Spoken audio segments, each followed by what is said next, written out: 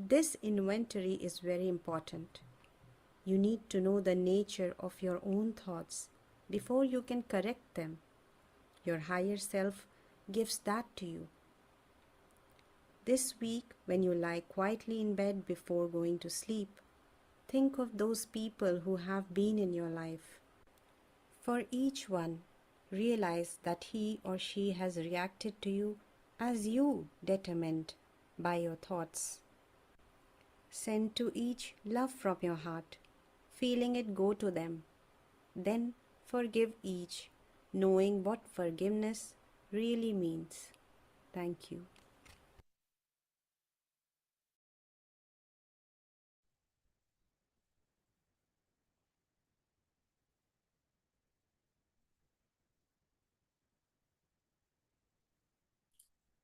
Atmavandan.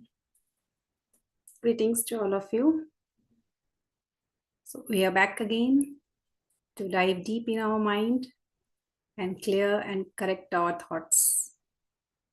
So all the clutters now need to go. We have listened to the audio of the chapter. So now we know that as every action we take starts with just a thought. And when we know that we are the creator of our own reality, then why not create a heaven with and a life of abundance with thoughts aligned with God's thought that planned in His thought when He created us. So we have already started this practice already with the truth of forgiveness when we said, I made mistake in my thinking to allow you to hurt me. So now we know that that mistake was in our thinking. So it was always our incorrect thoughts that created our sufferings. So now knowing the truth and practicing the same every day, the only feeling that oozes out is gratitude and love. Love for ourselves. So come on, let's play. Let's pay gratitude to our divine creator. So we can take a minute, close our eyes, clear our aura, close our aura with the intention and feel that God's love in our heart center. Take a deep breath and center yourself in your heart with the feeling of that divine love of the Creator who created us sovereign, who created us abundant, who created a life full of love and heaven. So you can repeat with me.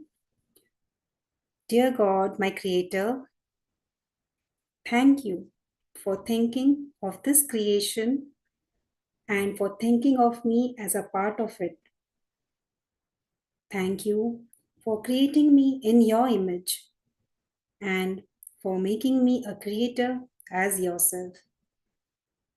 I ask now for your thoughts so that my creation is full of love also, happiness also, abundance also, and peace also. Slowly open your eyes.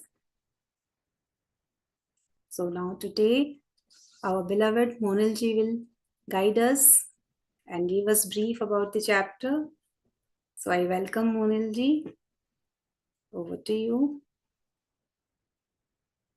Thank you, Kavita ji.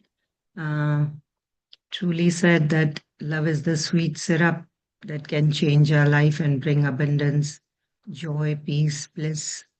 And we are that actually, the perfect being created from the God's thought. So, Atmavandan, everybody, namaste. Welcome to this session of revision we are doing, and thank you for joining us today again. And we are on our last chapter of this week, or this part one practice of Unified course. So, chapter 7, as you know, is correcting thoughts. So, but I would correct it and say that it's not about correcting, it's just accepting, it's just observing. Just mm, don't think it as a literal meaning of that, like a self improvement, and you have to rush, you have to strive hard, you have to stress yourself. Life is not a project. And then we have to take it slowly, gradually, and we just have to observe our thoughts. So here is what the correcting means. It's you don't have to blame, you don't have to feel guilty, you don't have to um, blame yourself for anything. It's only that we have to be what we are rather than becoming what we want to be. So when you be what you are, is already halfway through your journey. So you are already winning the play. So we start the chapter summary now. So as we know that this is all about thought, the God's thought. So what is a thought? I would like to start with. So the thought is a vibration, an energy, an intention that manifest any action, anything that materializes. It's like a primordial thing for creation. So everything follows with the thought, the intention. So God had an intention, a divine plan, a desire to create everything with love, with peace, with joy, abundance, so that we can experience that life. So we are all made and created in His image. So, and He instilled these values in us. We already born with these qualities. We possess, we embody these qualities. So everything in the universe is made out of this love, light, wisdom. And that's why Babaji says here that God's thought is like a cosmic computer. It's like a cosmic blueprint that contains everything, any knowledge, any data, anything you want will be available there. So, as described, God is all knowing, all pervading. It's like It's like everything in the universe, from atom to soul, is a part of Him, and everything in the universe is God. So, God itself, like a seed, we can say, the seed which dissolves itself so that the tree can have a whole experience for itself. A creation, a tree can create an experience for itself to feel whole and complete. So every part of tree, whether it's a leaf or it's a flower, which has just fallen down from the tree, is also a part of that very tree. So we are not separate from God, the omnipresent, the omniscient, what God is. So we are contained in Him, and He is like a seed. He is all pervading, is all like dissolved in everything that you can see, you can feel, you can perceive, or even if you can't see, you can't imagine. Everything is made out of that substance, that God itself, the power, the the love. So, like God has His own thought and He created everything with His thought. We also have the thought to create. God gave us that all knowing intelligence. He shared with us. He made us able to use that wisdom, and provided that we tune ourselves to His that true nature, the true divine plan, that if we only believe in the plan, in the God's will, which is if we are willing to follow the footsteps that God has created. So when we tune into that God's qualities, then we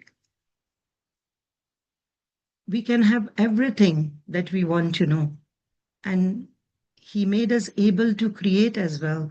So God's thought is nothing but His own qualities of love, peace, non judgment, unboundedness, of truth, to name a few.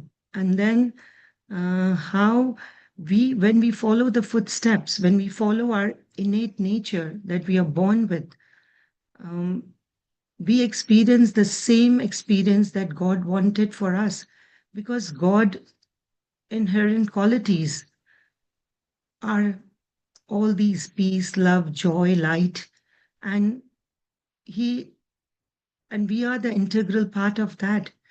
We are not separate from God's thought. So um,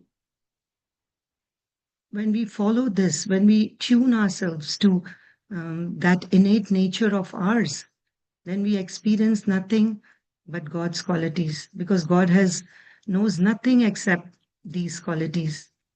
So, like we have, so we have created. So He gave us the free will, the free choice, the sovereignty to create, and He created us to create, to experience that creation. And then we we are like we are here to experience heaven on earth, and it's 100% guaranteed that if we are tuned with God's qualities, if we work from that space of love, joy, peace, bliss, then definitely we are going to experience the heaven on earth. In spite of we see pain, errors, mistakes around us, but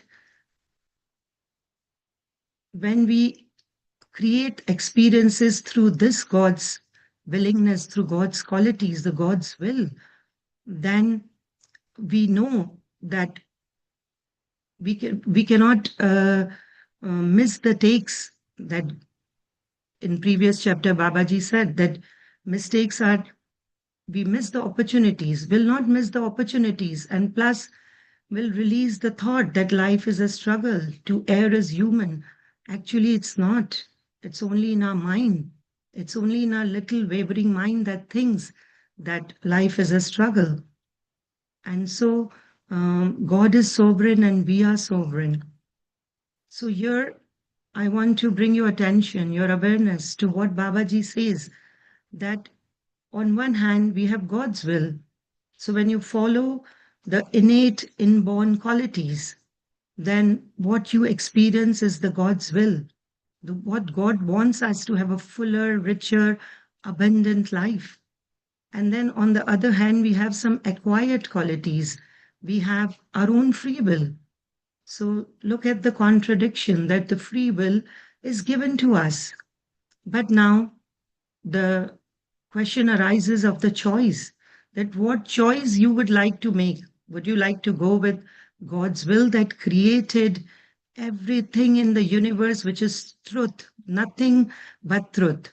And on one hand is your um, thoughts of your little mind, um, which are standing in front of God's divine plan.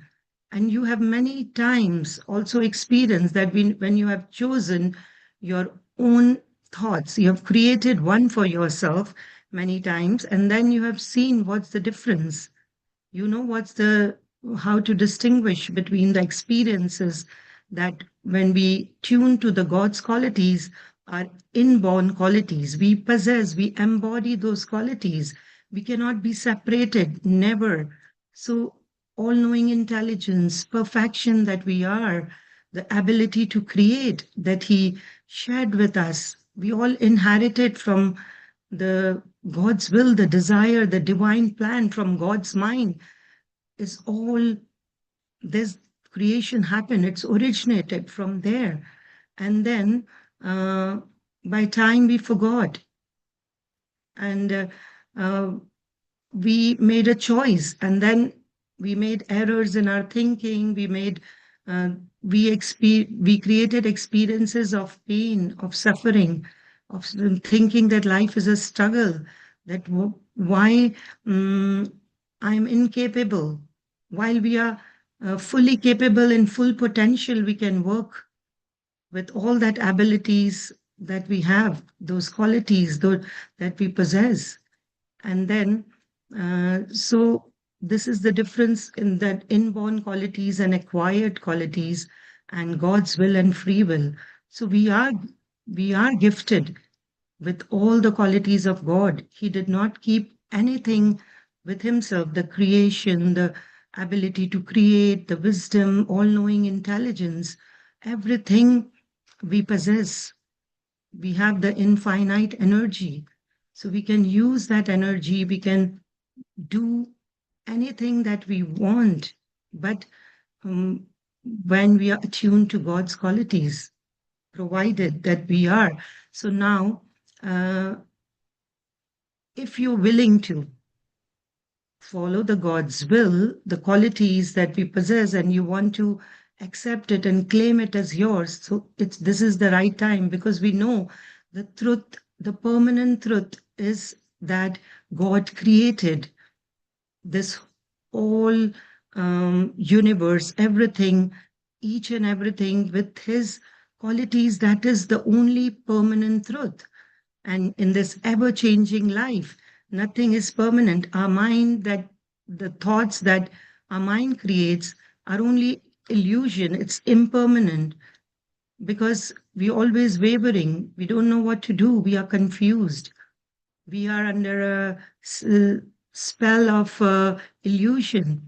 So now it's time that we know the truth. We take a step ahead for ourselves, for our self improvement, and be what we are. We don't have to become like anybody.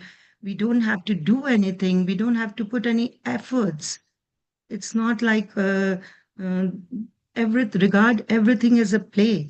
So not even the work. The work is also a play in this life. Nothing is to be taken as very seriously. It is just the fun, the fun game that we need to play, and we need to just observe, just keep on observing. So during the daytime, we need to observe that what thoughts are creating our experiences. So what kind of thoughts are those?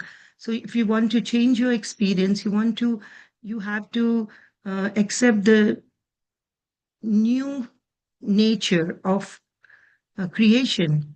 That is God's creation. That is one of God's creation. You need to understand, follow, just observe, witness. You can become your own fortune teller, because you don't need anybody's help to see your natal chart or what you're made of. You know you are made of God. You are made in His image, and you can't get rid of that. You are the perfection, the whole and complete that He is. You are part of that whole. And if you, for example, if you eat an orange, a slice of orange that I share with somebody, would also, that person would also taste the sweetness, the juiciness of that orange.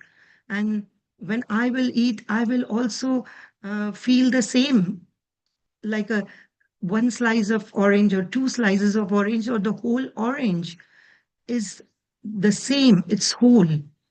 It will give you the same taste. So anything we see in duality as different, but everything is one with God. Nothing is separate from God, and everything in the nature has that quality, divine quality of God.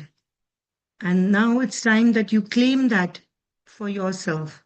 And whether in the past you have made any choices that created maybe an experience of suffering for you, of pain, of hurt, but mm, you are that, nothing can change your perfection, your divinity. You are whole, complete, and perfect. You don't have to forget that. So just change the nature of your thoughts, and whatever is deep rooted, like Kavita ji said, it's time to declutter, it's time to observe, to witness. That's all we have to do. And mm, this is all I wanted to say. And then I would also, so it's a time of reformation. And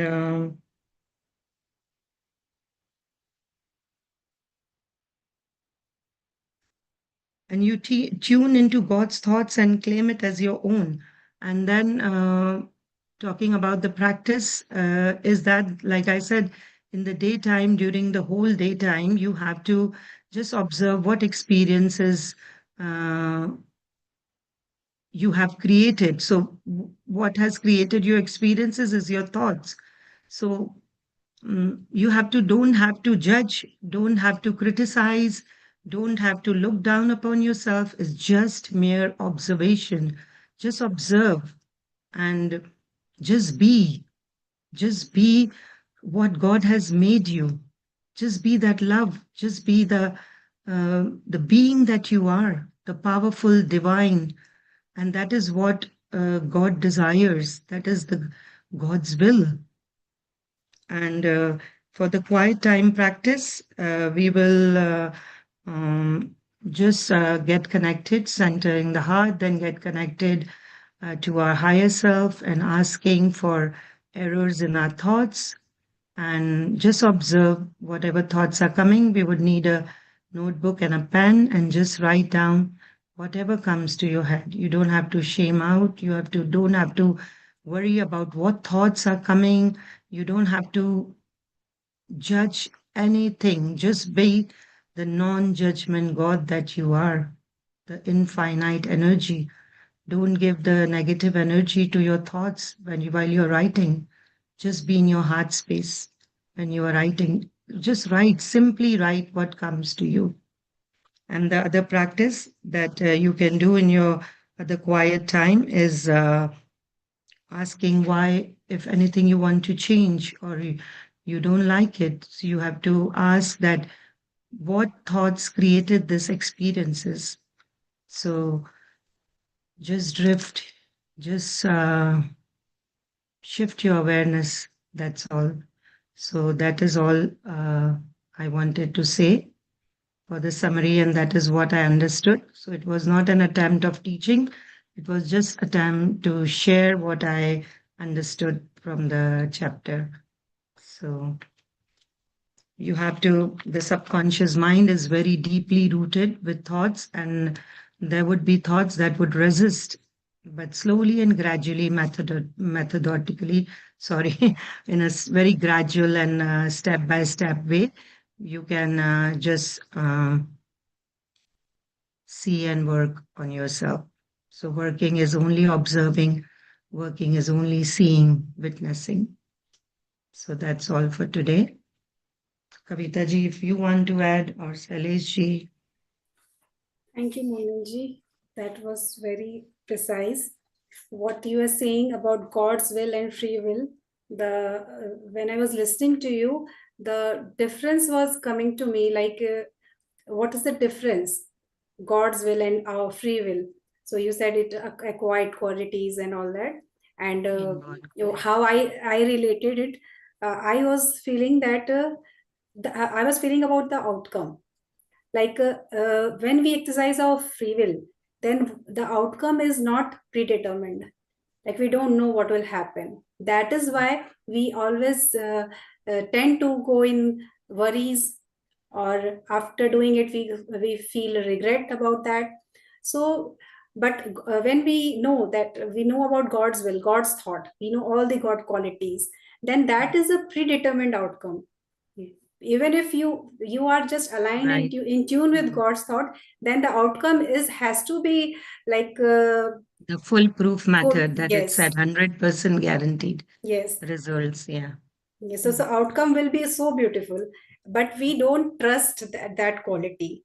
We Mm. do, we have to poke our nose in all all the time, use our mind and make the things complex. So we tend to do that. So that was that opened up inside me when you were talking about God's will and free will. So that is the beautiful thing that I wanted to share. And Yeah. Thank you for bringing our awareness to that as well, because Yeah, it's written very clearly. It's a foolproof method to make heaven on earth. The That's what beauty is I. the beauty is that even if we exercise our free will, then Mm, also if we deny all those qualities, then also that perfection, that God quality still remains there. It's like whenever our awareness comes, when we, when we awaken, or we want to just align ourselves, we want to go by God's thought, then it's always there. It's like it's never changing, it's permanent, it's always there. So go yeah. have experience, whatever you do, create turmoil, do whatever you want to do, then again come back. Again you Mhm. are there with God's thought. So this is Yeah. so beautiful. There's It's again a now life contrast is, here because he yes. says that your thoughts are creating havoc while you are following the God's qualities. You follow that innate nature. It gives you so much peace and love And and already we bliss have joy. experienced those havoc. So that is why now we want, The storms, the yes, storms that our minds bring in our lives, the experiences. yes. And very beautifully, he says, I wanted to read actually that how he says that you can't get rid and you're so passionate to um, have all those qualities and keep all those qualities. So he's, Babaji in a way is saying that I'm sure what your choice would be. So I like that, Amos, that you can't get rid of it. You're passionate about being rich, being having a fulfiller and a abundant life. And that we are actually, we, our desire is also to experience God's qualities only, but we are taking the other way. Mm. So And it says you are created to create. So that was also very beautiful. Salish, I want would to add something? definitely, both of you have touched a very big topic. We will talk about it after your meditation. Okay, um, what's behind what you guys have talked? We will talk about it after the meditation. But there are three things that I would like to share with my three takeaways from this chapter. I would like to just share that briefly. That first thing we learned, based on our learning of the previous chapter, that we create our own reality, right? We learned that there. So now here in this chapter, the first important thing we learn is that we create our experiences from our thoughts, Mm. right? This is the first learning that we have, is that my thoughts are creating my reality. Now the second important thing is that I also know that the reality that I have created for myself has got problems, right? So accepting the need for change, right? So we are not just like that going to be able to do any change. Any change is possible only when we first recognize that there is need for change. Mm. Unless we recognize need for change, we will just continue the same way. We will not change. There is no need to But change. now that we know the truth, then that we have the tools, we have that Right, inborn exactly. qualities in us and we possess, we embody. So why not use them and Exactly. So when we recognize that there is need for change, then we can work on it, right? And that method he has explained, that you begin to, first of all, now it's a very systematic process. When you think that, yes, there is need for me to bring a change in my experiences, now how do you do it? So then that process is a very systematic process. First, recognize what are the areas that need to be changed. What is it that I have that needs to be changed? And that is the practice that we are doing in this chapter, sitting with our higher self and asking, okay, tell me, what is it that I am doing? What are the thoughts that I have which are not, which are giving me this kind of experience? And we are going to make a list of that, mm, right? That is the third thing. That is step one of bringing change. Step one in bringing change is, first of all, recognize, completely define, okay, this, I now know that I have to change. What change have I, what am I going to change? Then that's what we are going to create in this. So these are the three takeaways. first of all, knowing that my thoughts are creating my reality. Second, we are accepting there is need for change. And the third thing is, now we are going to list down what is it that I need to change. And in the process of explaining all this, he has very quietly passed on something, that if you drift away from God's thought, you create the experiences that you are having now. That's where you guys got the topic of God's free will, God's will and my free will. This is a big topic. We will talk about it later. Okay? So thank In you. the bedtime practice also, I would like to remind that, like Saleji said, we have to recognize that what's bothering us, or where the thoughts, what kind of thoughts are creating those experiences that we don't want in our life. So, and what have been in the past with us, all the hurts and the pain, those people, we need to forgive, knowing the real meaning of forgiveness, that nobody can infringe on my perfection. So, thank you. Thank you, Saliji, for adding. Thank you. So, we will begin our practice now. Keep a notebook and a pen ready.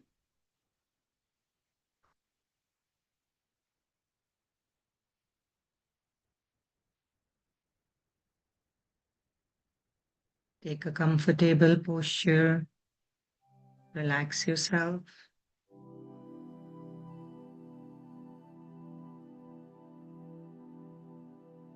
Take a deep, long breath in.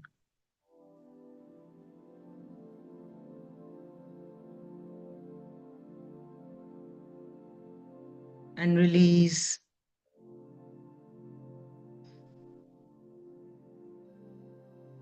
That's not needed anymore.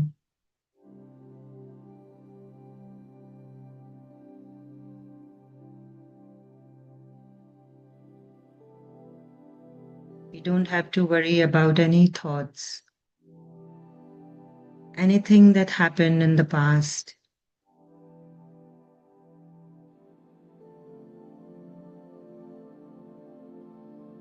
That was all the part of this play.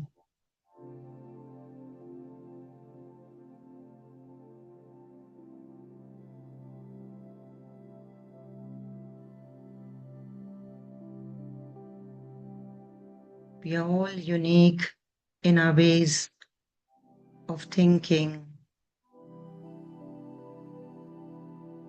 unique in the way of perception, in a way of perceiving things.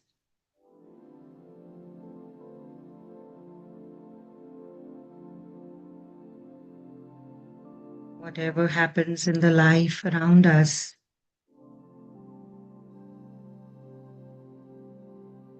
we are that being, whole and complete.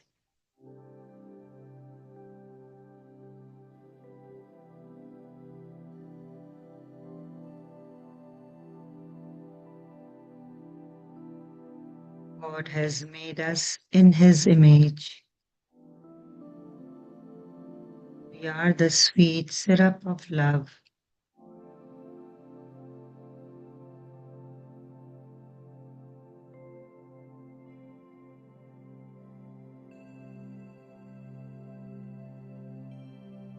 Drop your shoulders, relax your arms, your legs.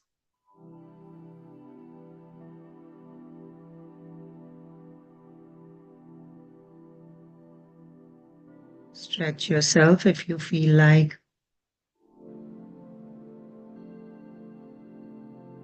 Scan your body for any stiffness, anything that you're holding back. Let go means allowing yourself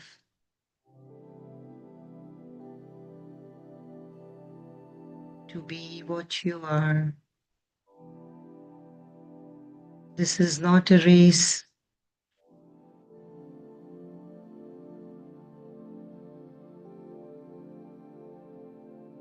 Life is not a project to be completed.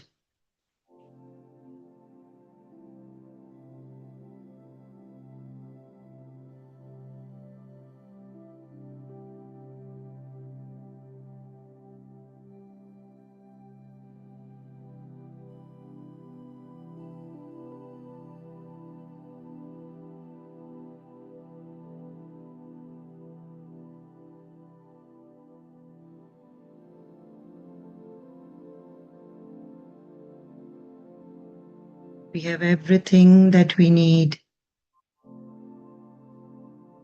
and all the God qualities are available for us.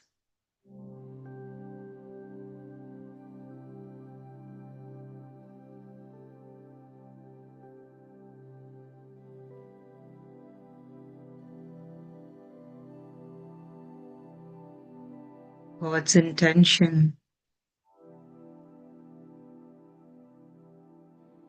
was God's intention is that we have a happy, peaceful, abundant, and richer experience of life.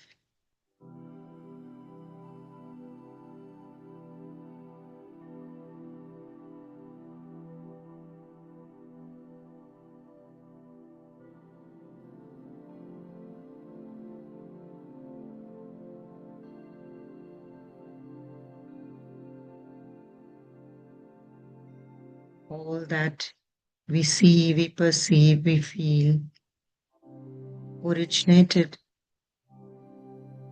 from God's mind.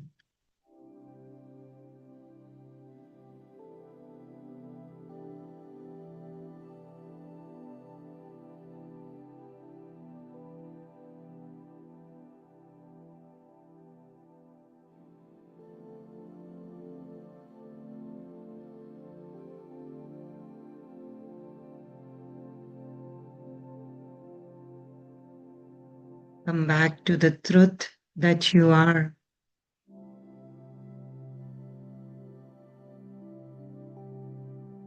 Blissful, peaceful,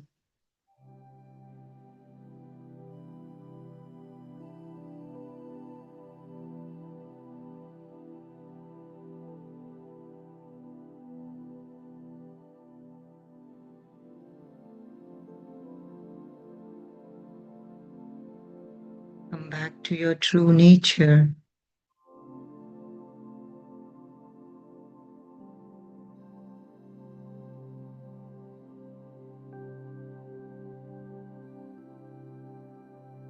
Our wavering mind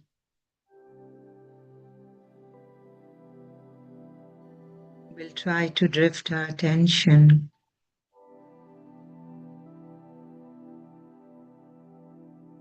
but do not worry.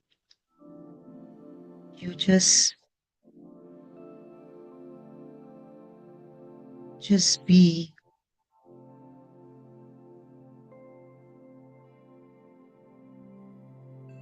Just come to that space of freedom, of love, of light.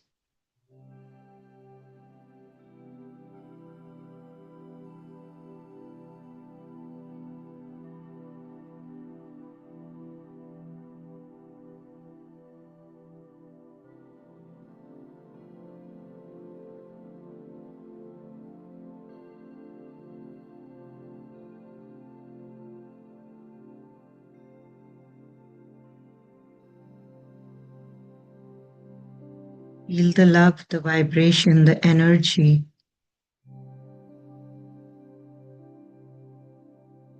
of God's thought that you were created with.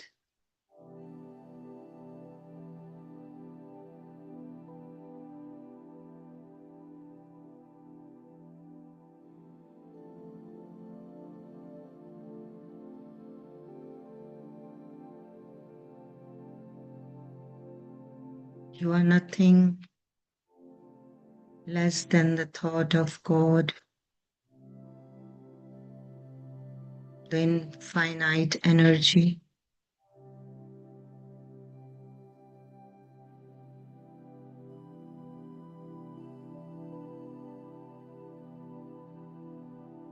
We have inherited all the qualities of God, the ability to create,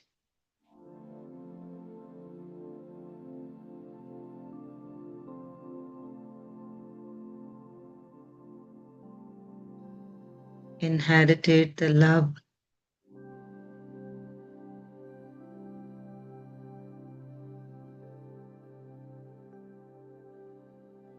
the wisdom, all-knowing intelligence, truth, bliss.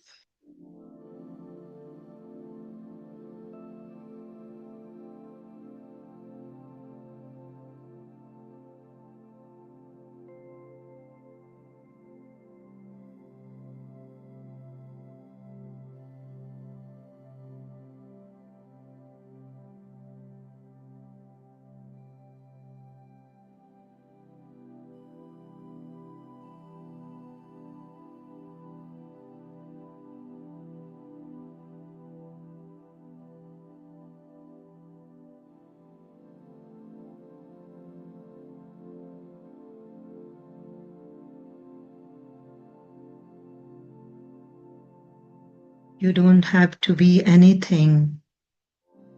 You don't have to prove yourself. You already are perfect enough.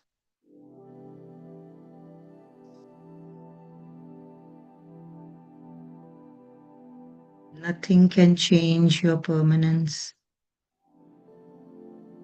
Nothing can change your perfection, your divinity.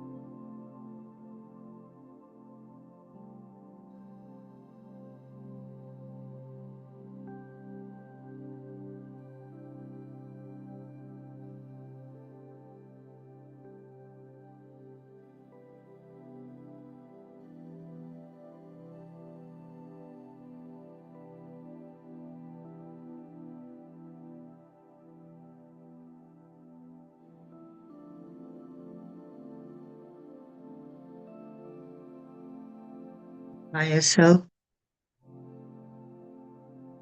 has always been inspiring us, directing us,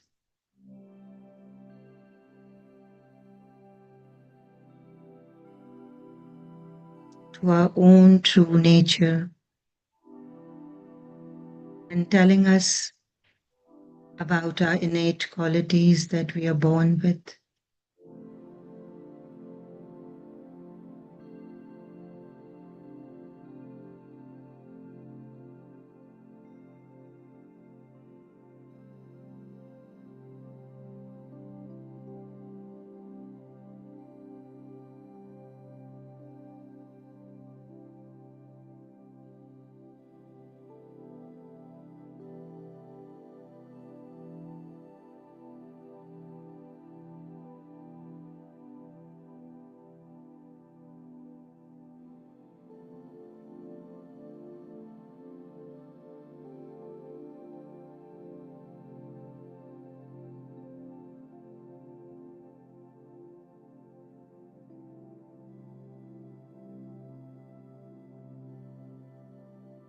It's time for us to get unified, to communicate to our higher self. If you've already got a signal from your higher self,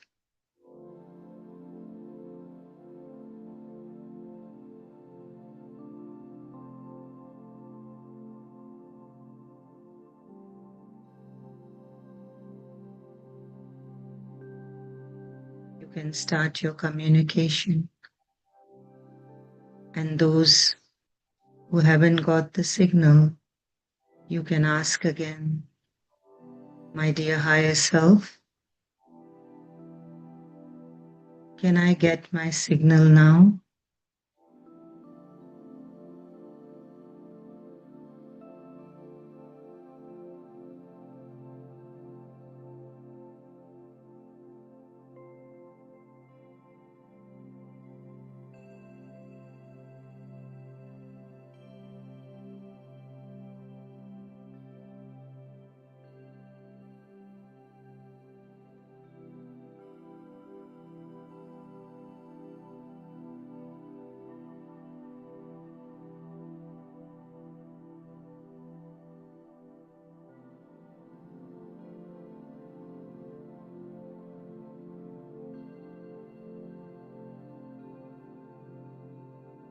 You can tell to your higher self, my dear higher self,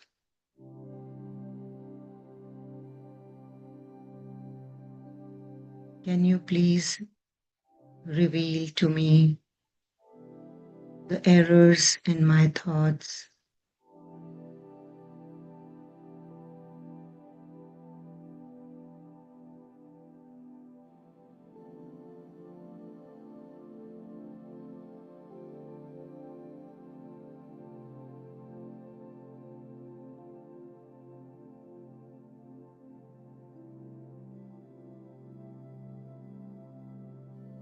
Please reveal to me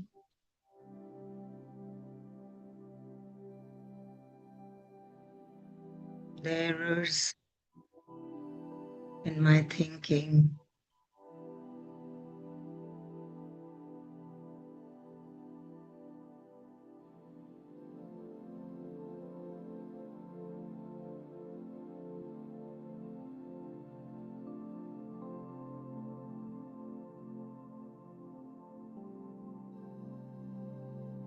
Whatever comes to your mind, just write it down. Do not change your thoughts. Do not criticize. Do not judge anything.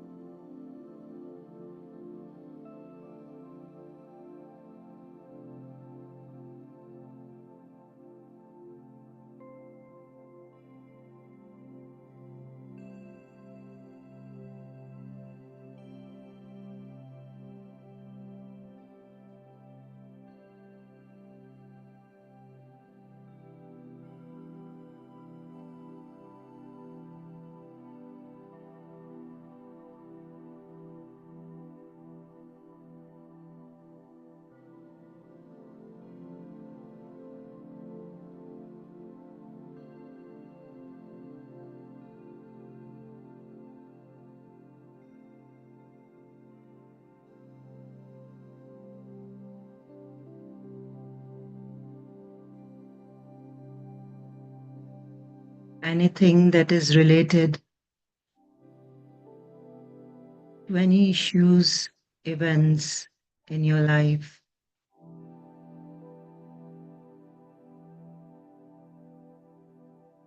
This is just a learning from the past and nothing else. Just an observation.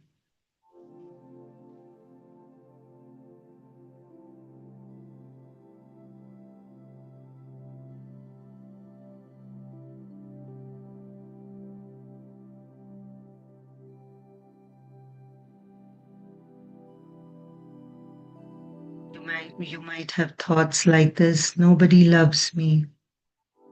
I do my best.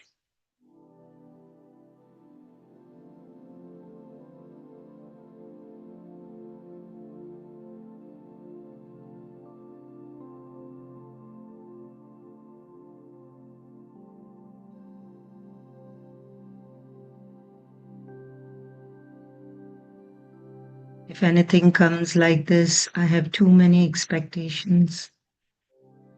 Just write it down.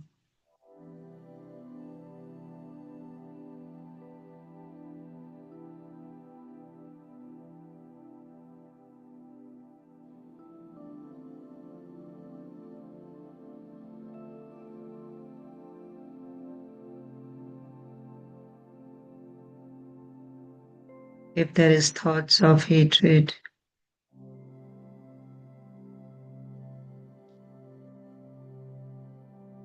thoughts of revenge,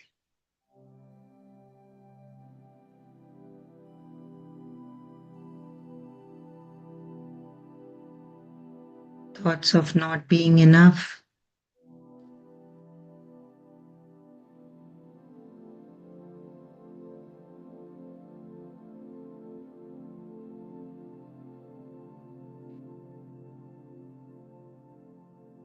as a woman, you would like to be financially independent, but you don't know how to do it. Even that you feel weak.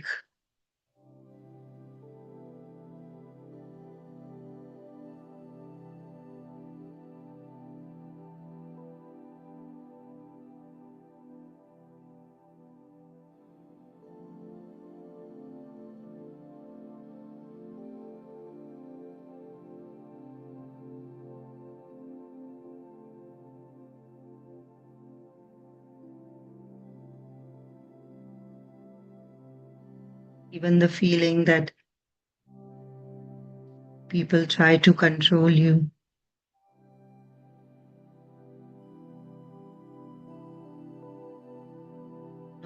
No one likes to be around you.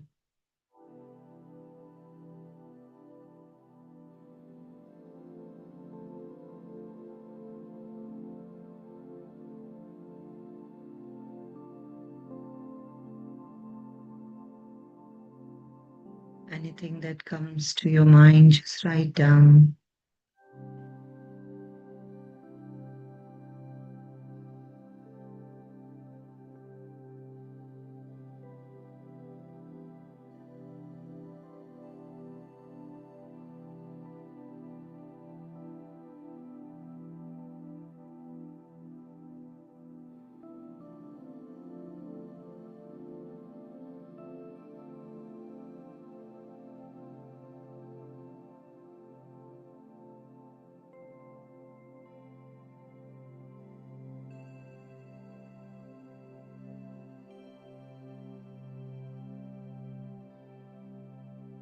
While writing, just drift away in your heart space.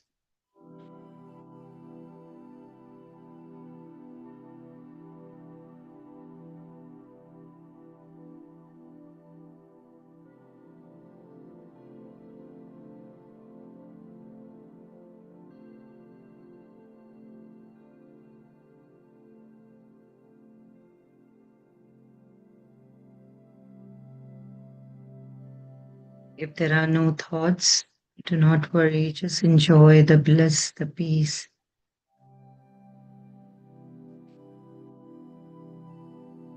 The perfection that you are, the divine being.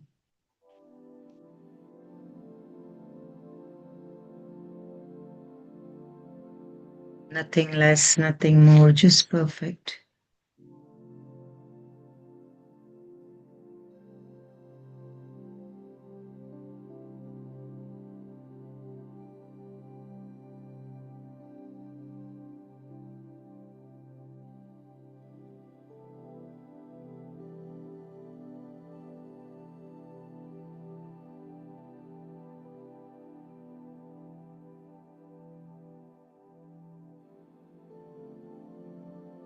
You are love, you are joy, you are happiness and bliss.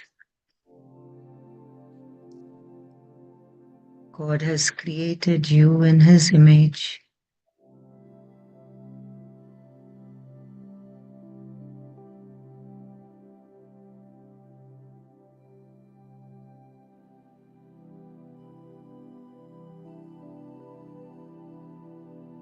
Love yourself for what you are.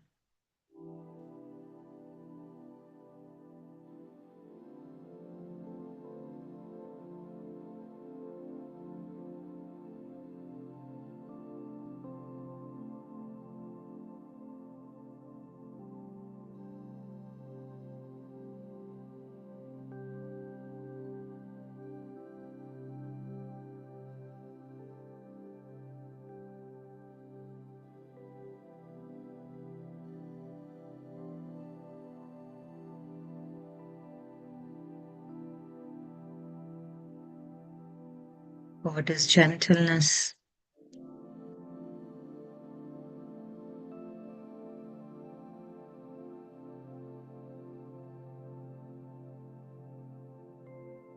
I am made in His image and I am gentle.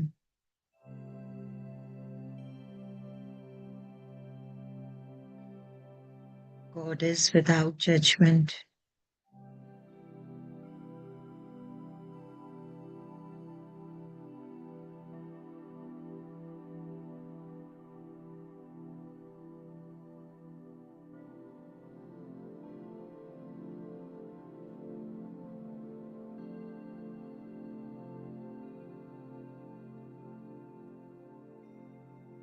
I do not judge anyone, including myself.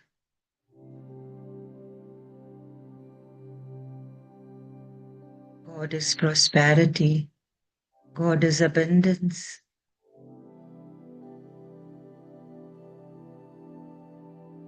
I am abundant.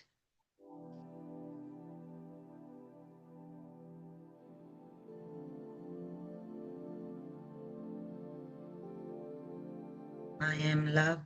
I am light. I am truth. I am joy and compassion. I am all-knowing intelligence.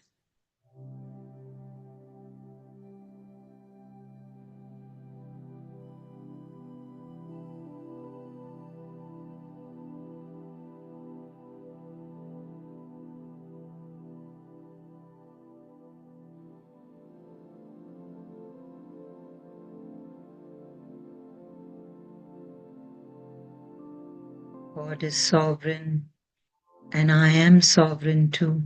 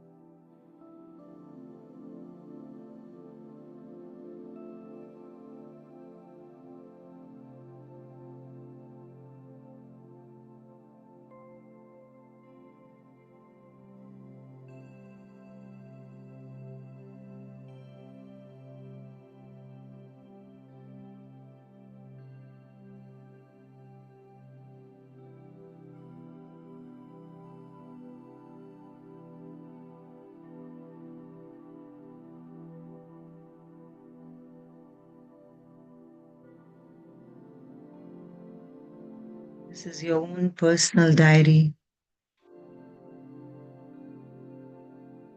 Do not shy away.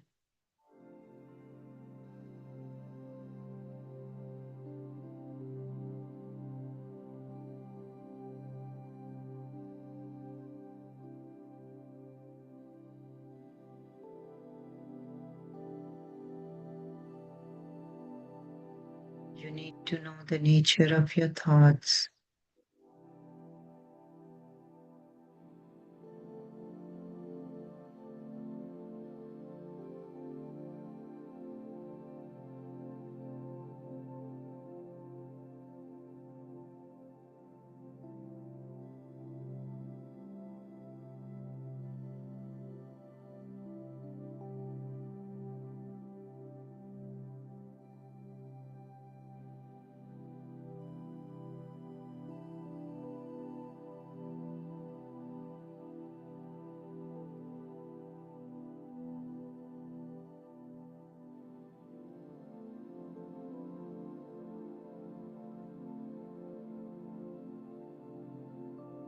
All that I need to know is within me.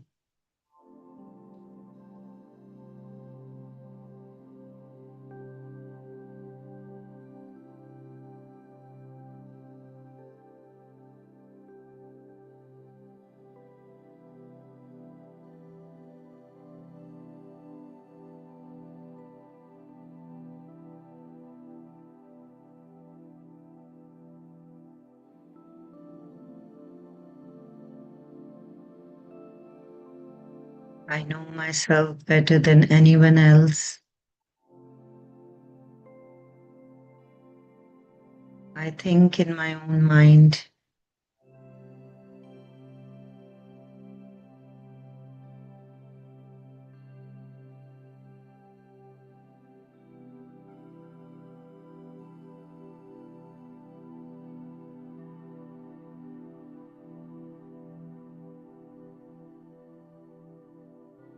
I witness all my experiences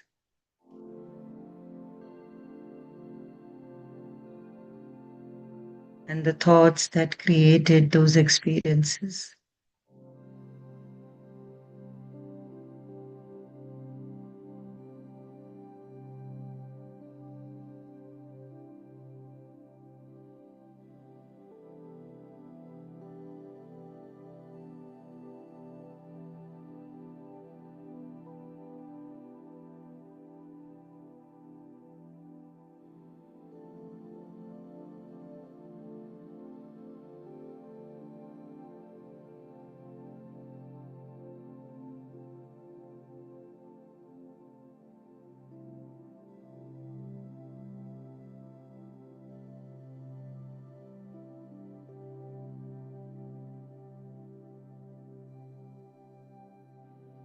When you were born, the universe didn't make a mistake.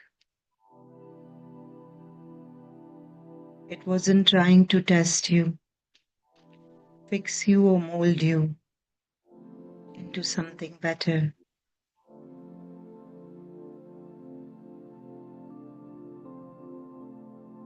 It was expressing itself as you.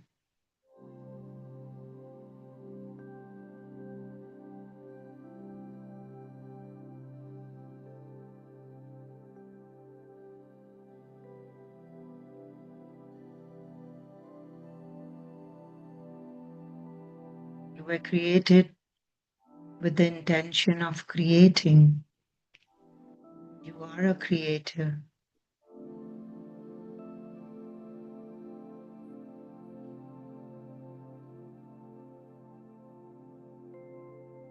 You are not a problem to be solved.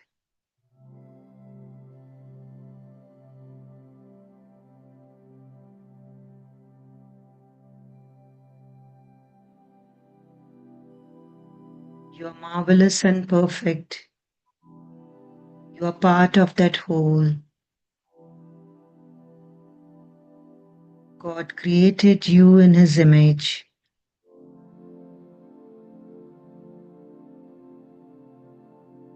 So look not through your eyes and understand through your mind.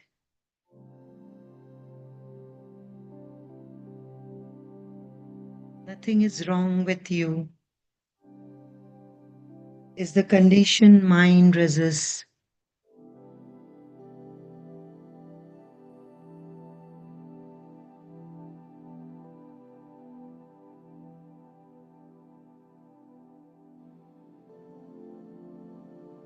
You might think, what about my past, my failures, my guilt, my shame, my habits?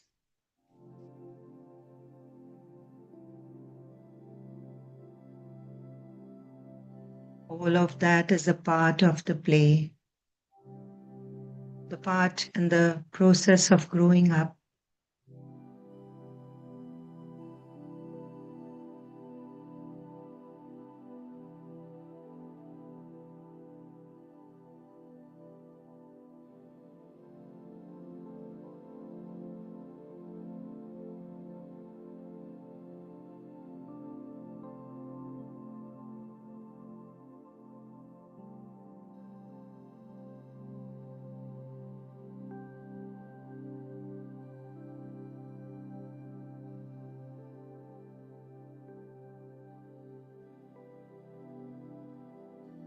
You are that aliveness that is present, that is beautiful,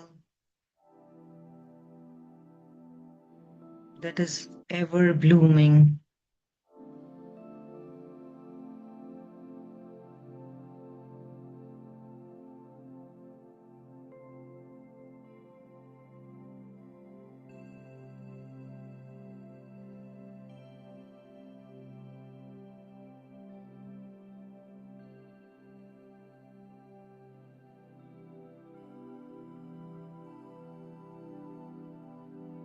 You are like those clouds, they drift, they swirl, and they dissolve.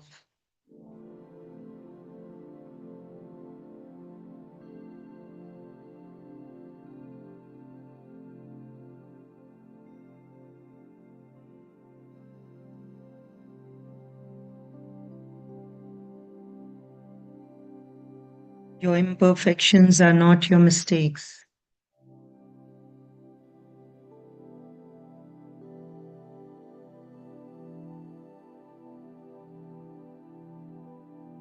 The hurts and the pains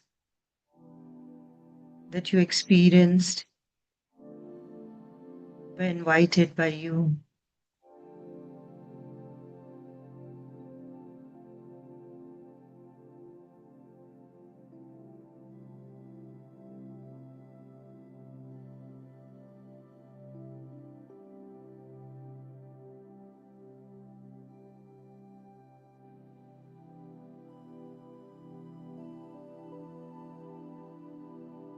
So we forgive those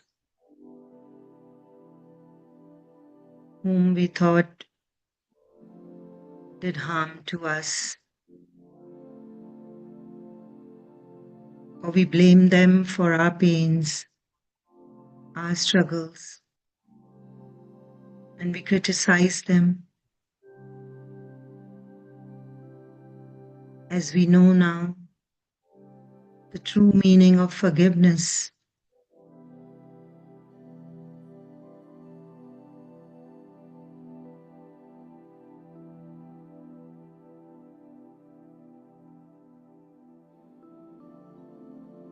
All that happened in the past was invited by me.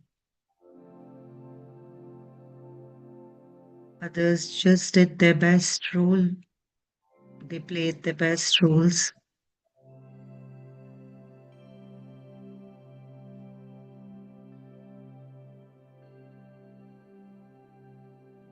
I forgive them, as life is to give and receive love. No one can infringe on my perfection.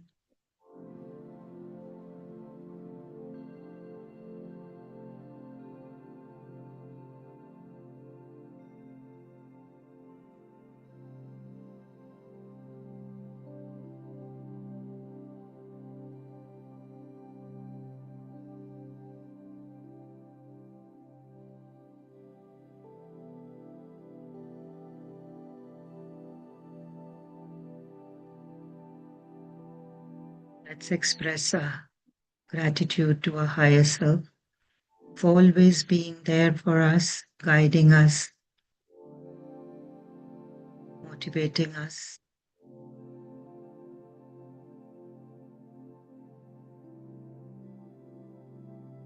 Each time bringing us closer to our divinity.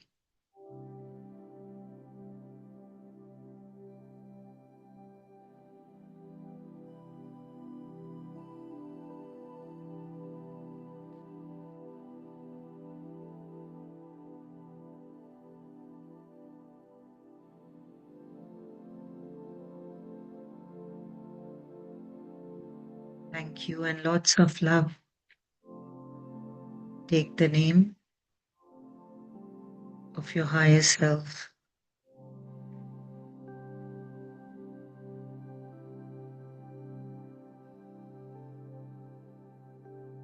And clean and close your aura.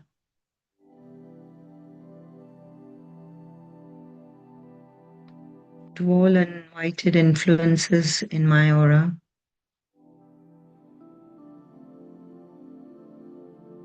I send love and light.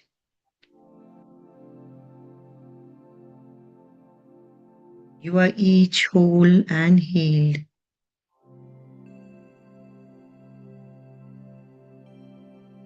You are each created as love and light.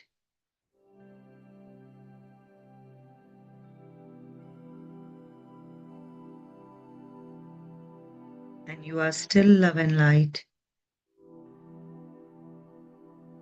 You each feel no pain now.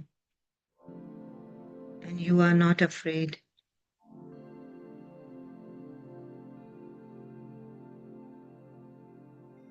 You each have a perfect place to go. And I ask my higher self, take the name, to take you there now.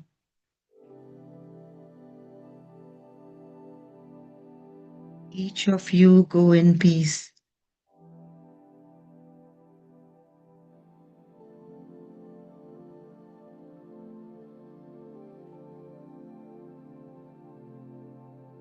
I close my aura to all except my higher self.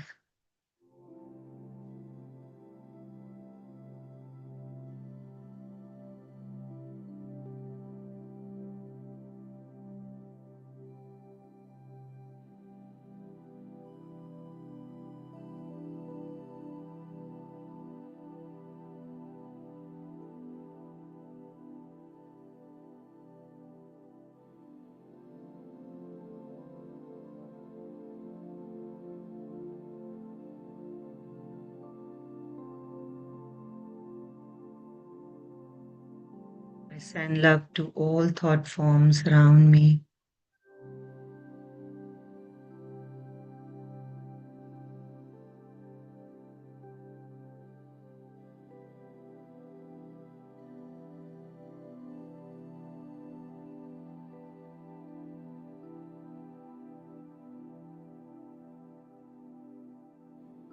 I know now that life is to give love and receive love.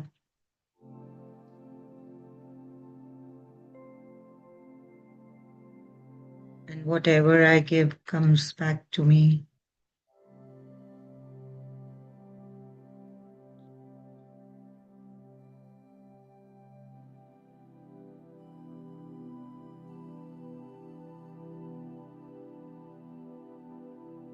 Let's send love to everything in the universe,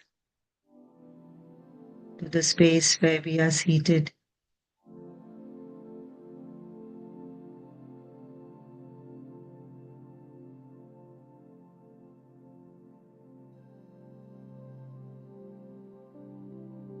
to the whole house space,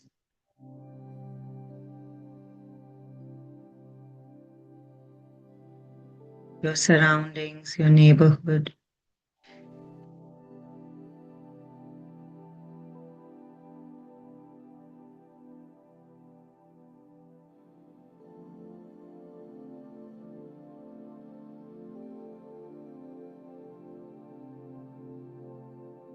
To each and everything in the universe.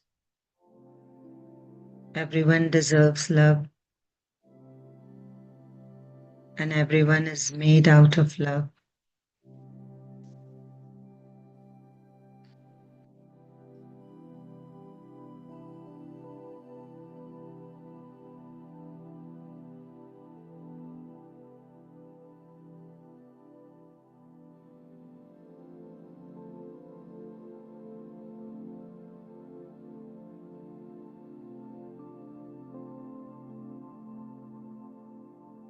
Let's come back to our physical self, to our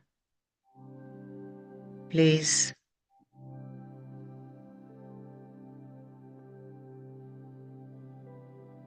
where we began with.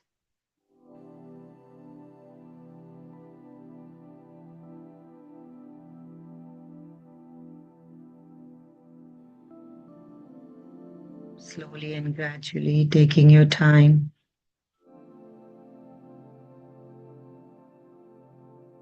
Unclasp your fingers, place your palms on your closed eyes for 5 seconds. 5, 4, 3, 2, 1, 0.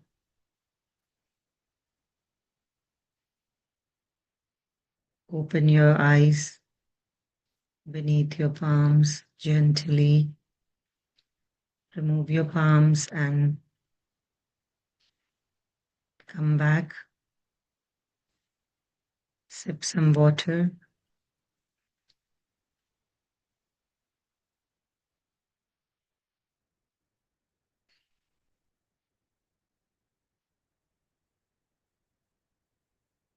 And love yourself for what you are.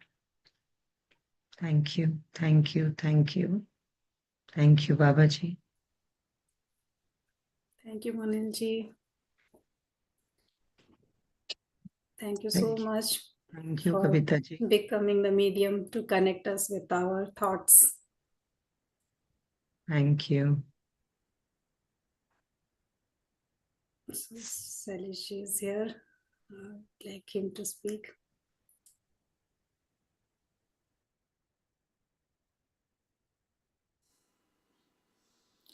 I would like to invite the participants if they have any questions, they want to ask any clarifications or anything they want to share with us. That is welcome.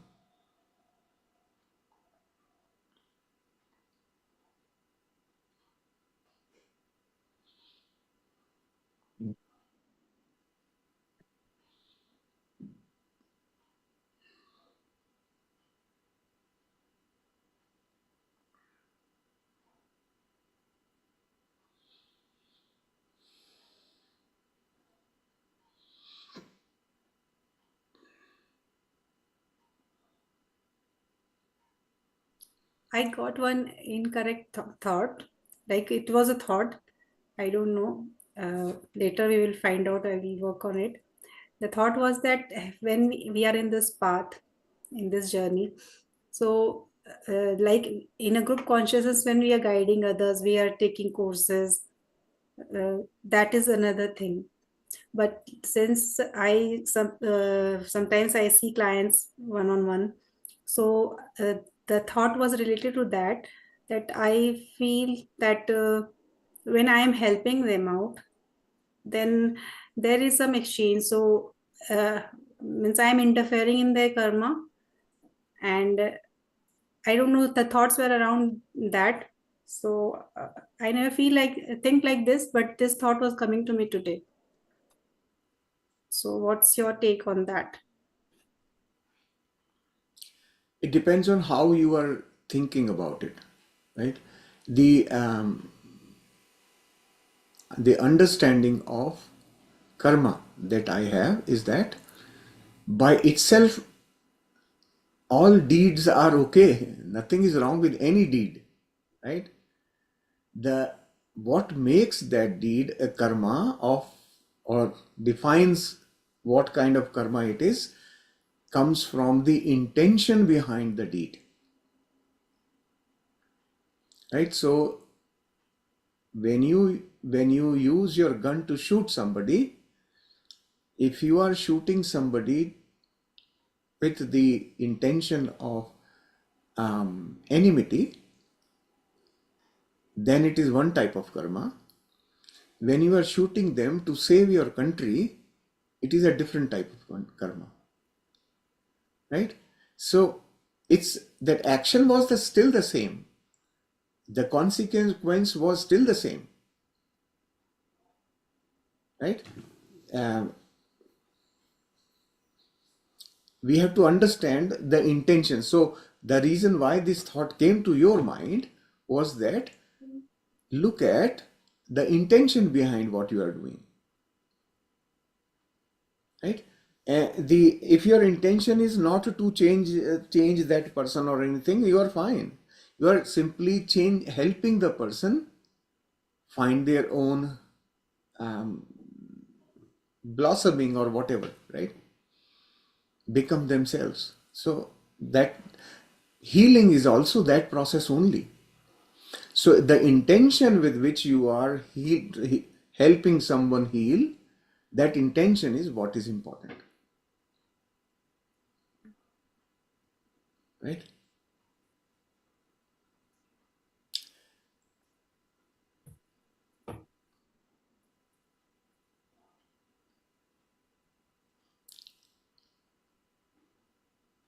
So, means on behalf of participants, also, I would like to ask that, like the thoughts which were coming, those are the incorrect thoughts. Like I got this sentence, like helping others will create karma. So the sentence came in this way, but this is an incorrect thought, because Yes. we were asking our Yes. higher self to feed us with, reveal us the incorrect thought. The sentence will come in a positive way, but it is an incorrect thought. Correct. And make a note of this thought, and then when we go to the ninth chapter, right? That's where this is one thing you can work on it in the next chapter, right? Just keep it there. You will get your inner knowing about what is the thought that should replace this thinking, Yes. right?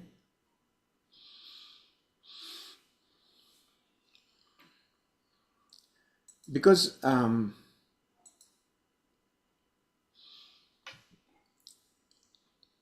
many things we do professionally.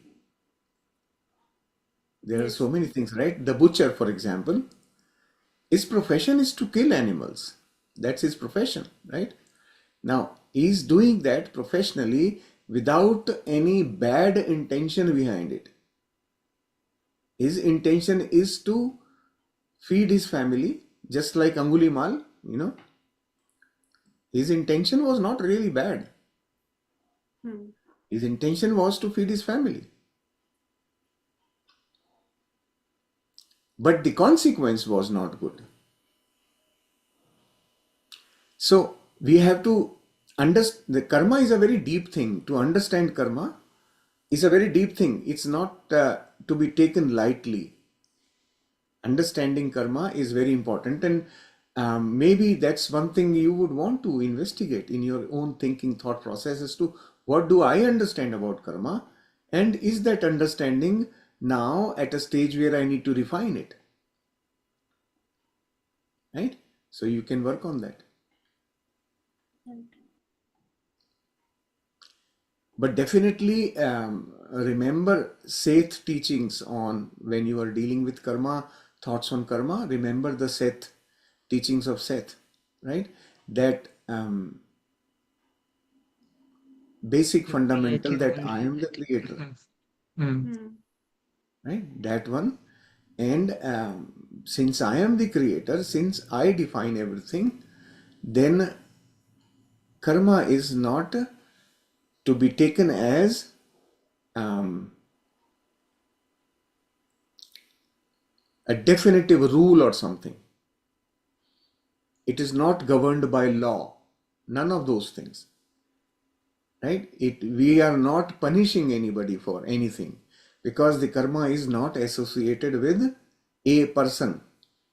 No, my thought was like that a person has designed his reality. Okay, so he has to go through some experiences, and now if I am helping or interfering, then those experiences will be incomplete for him.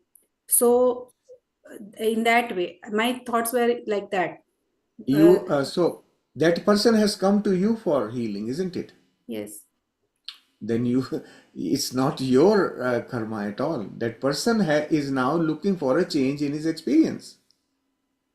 Yes. And you are now becoming the medium.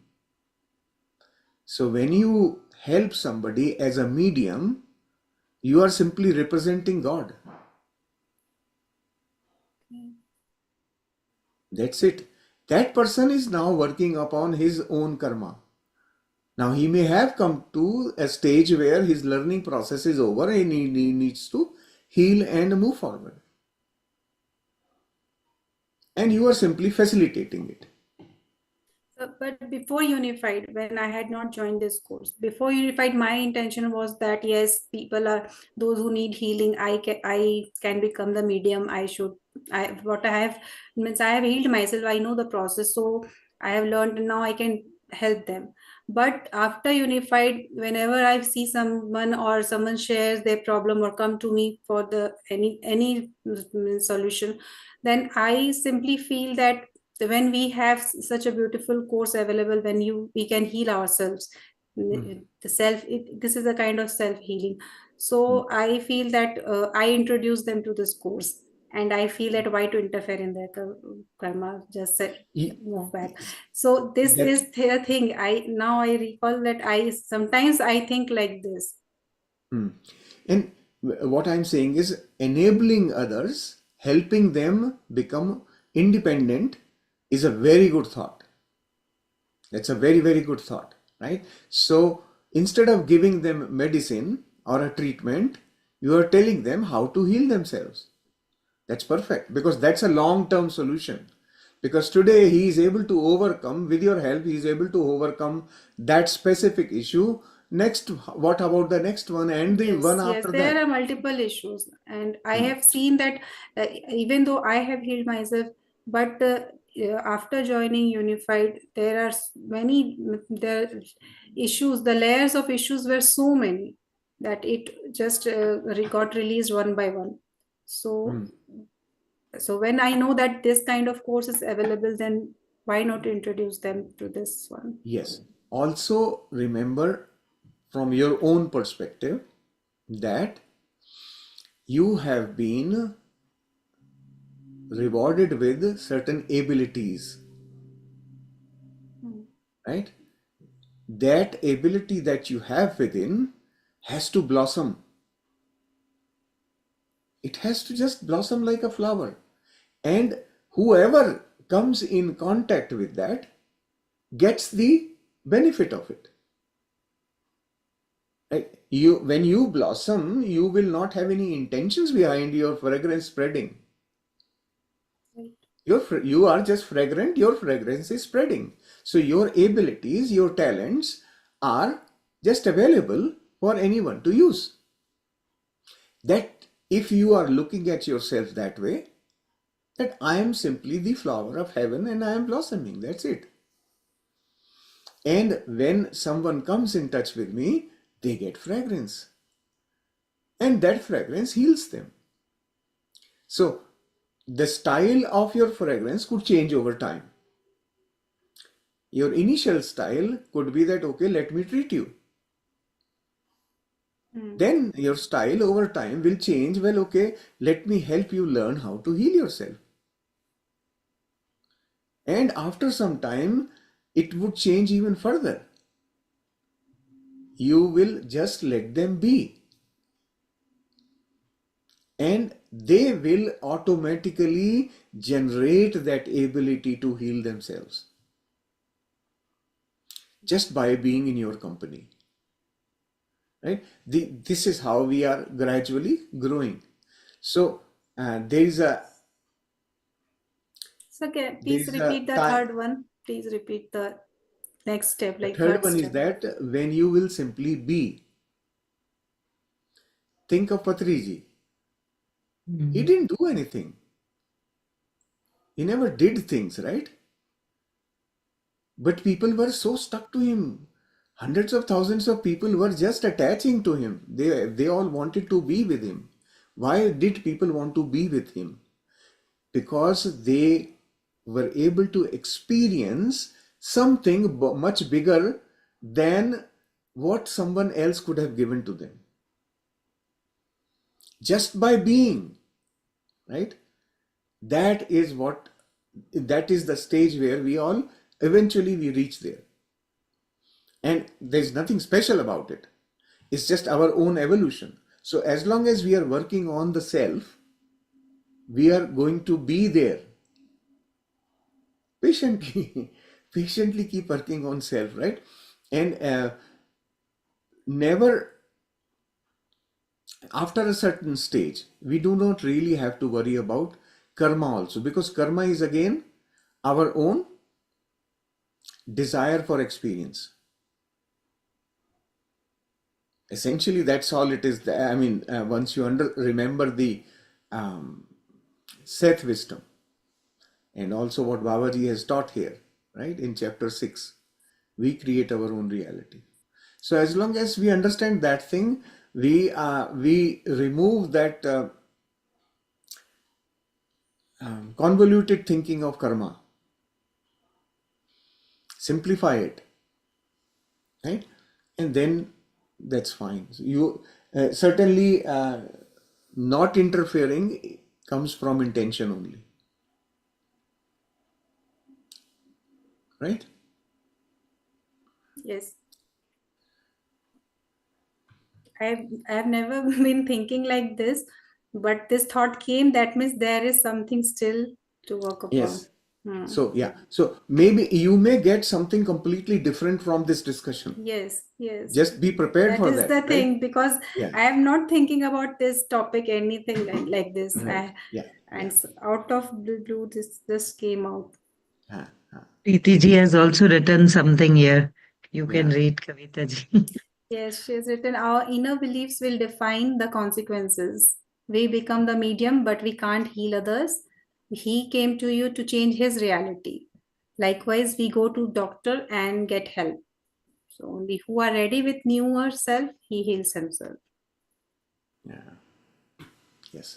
Even think about it. Even when the doctor is treating a patient, for example, right? When a doctor is treating a patient, all patients do not show the same type of recovery. Hmm. Some of them would recover, some of them may not recover at all. The doctor has learned a process and he is simply following that process of treating the patient. But all of them show different results depending on their state. And their state is determined by their own thoughts, their own, what used to call in the past, we used to call them karma. It's all thoughts. So based on their thoughts, whatever their state is, they will be able to benefit from that treatment to that extent. So doctor is actually not interfering with their karma, right? He's simply treating them. Uh, it's basically the same way. Patriji also said that you are not here to become a healer, you are here to become a master.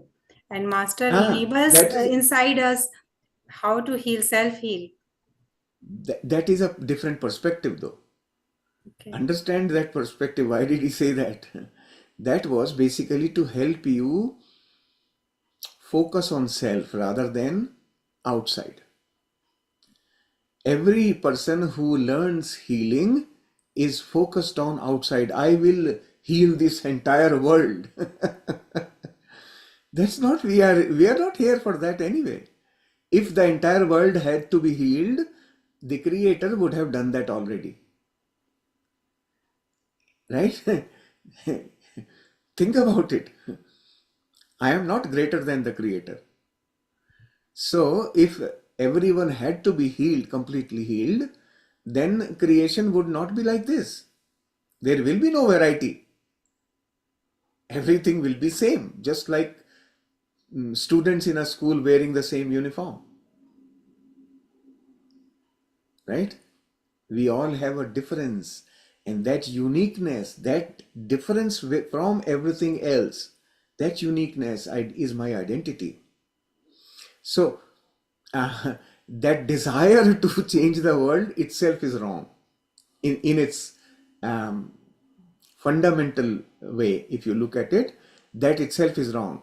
um, I have said this in the past also. All the great people that have been here on this planet and have taught things, they have never had this intention to change the world.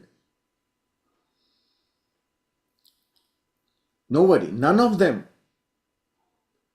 They simply say, well, learn to be yourself, learn to do things in the way which will benefit you, right?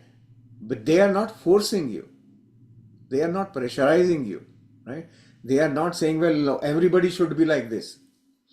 That should be is not from the original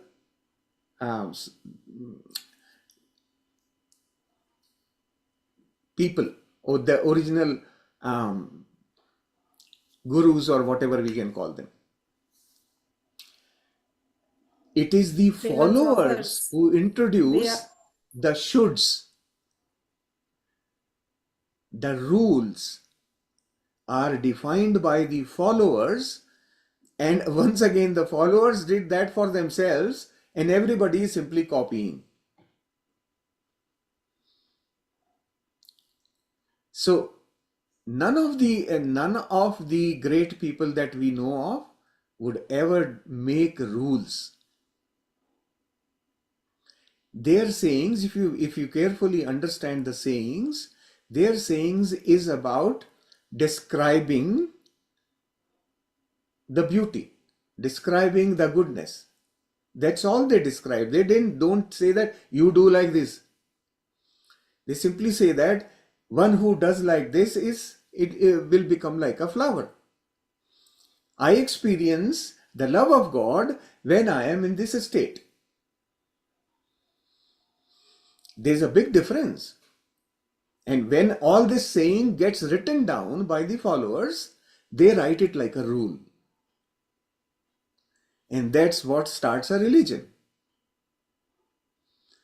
Really, Christ was not a Christian.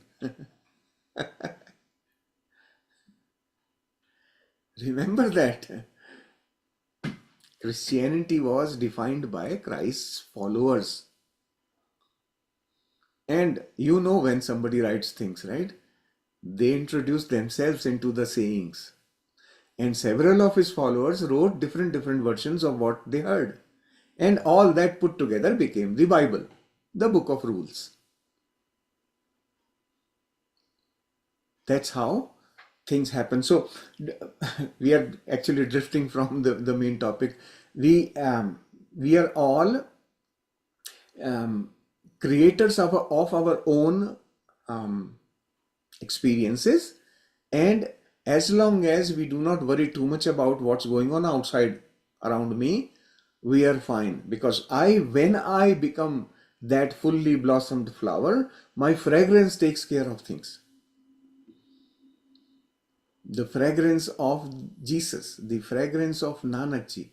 I think Right? Monil ji said during the summary that when we fully blossom, we don't have to go to a fortune teller to. Ah, I to think tell us, yeah, this we are thought in got total collected control. from there. Yes. Yes, we can define Because our we own know future. from our thoughts, right, that we can see what's the outcome, like Babaji has said in the chapter. I just put my Yes, own words. But yes. like Kavita ji is asking to Sailesh sir now. So Sailesh ji is giving you whatever he knows. So Hmm. that is what the intention is. A friend of mine, few days back, she was complaining about something. She was not happy with something, the situation, the organization where she is there. So she's actually doing seva. So Hmm. I didn't intend to heal her or anything, but at the end she was very happy because what we are learning, I just shared with her. So Saleji is right that what intention you tell. I just told her what I knew and it was just spontaneous. It was just flowing. So sometimes it also happens that we don't have an intent to heal people and they get healed and Exactly. That's where, they get through yes, us they get the message. absolutely. So that's where we all have to be. Our own being there, your presence in a particular place is all that is necessary. The earth's facing the sun is all that is needed for the earth to light up. Right? Sun is there. Sun doesn't do anything. That's how we all become eventually. We all Good. are growing in that fashion, and no exception. All of us are growing. Nobody needs to think, oh, I am behind. No, you are not. You are exactly where you should be as per your own cycle. The question here in chat is when we were not aware and when we mentally reacted to many situations and people, what about those karmas? If you think they are karmas, now what we are learning, karma is nothing but my thought. If I am holding on to it, it remains attached to me. If I release it, it goes away.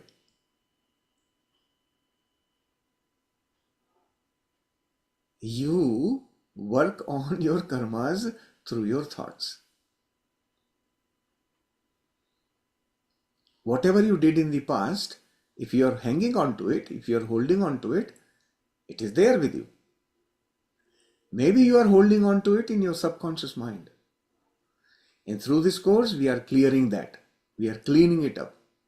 We are working on all such thoughts that are holding us bound to where we are. We will eventually, when we release such of those things, we will find the ultimate freedom. So, in this time, we have to have a different understanding of the word karma. We have now grown. That previous understanding of karma was meant for that period. The state of people in that period, the level of ignorance of people in that period.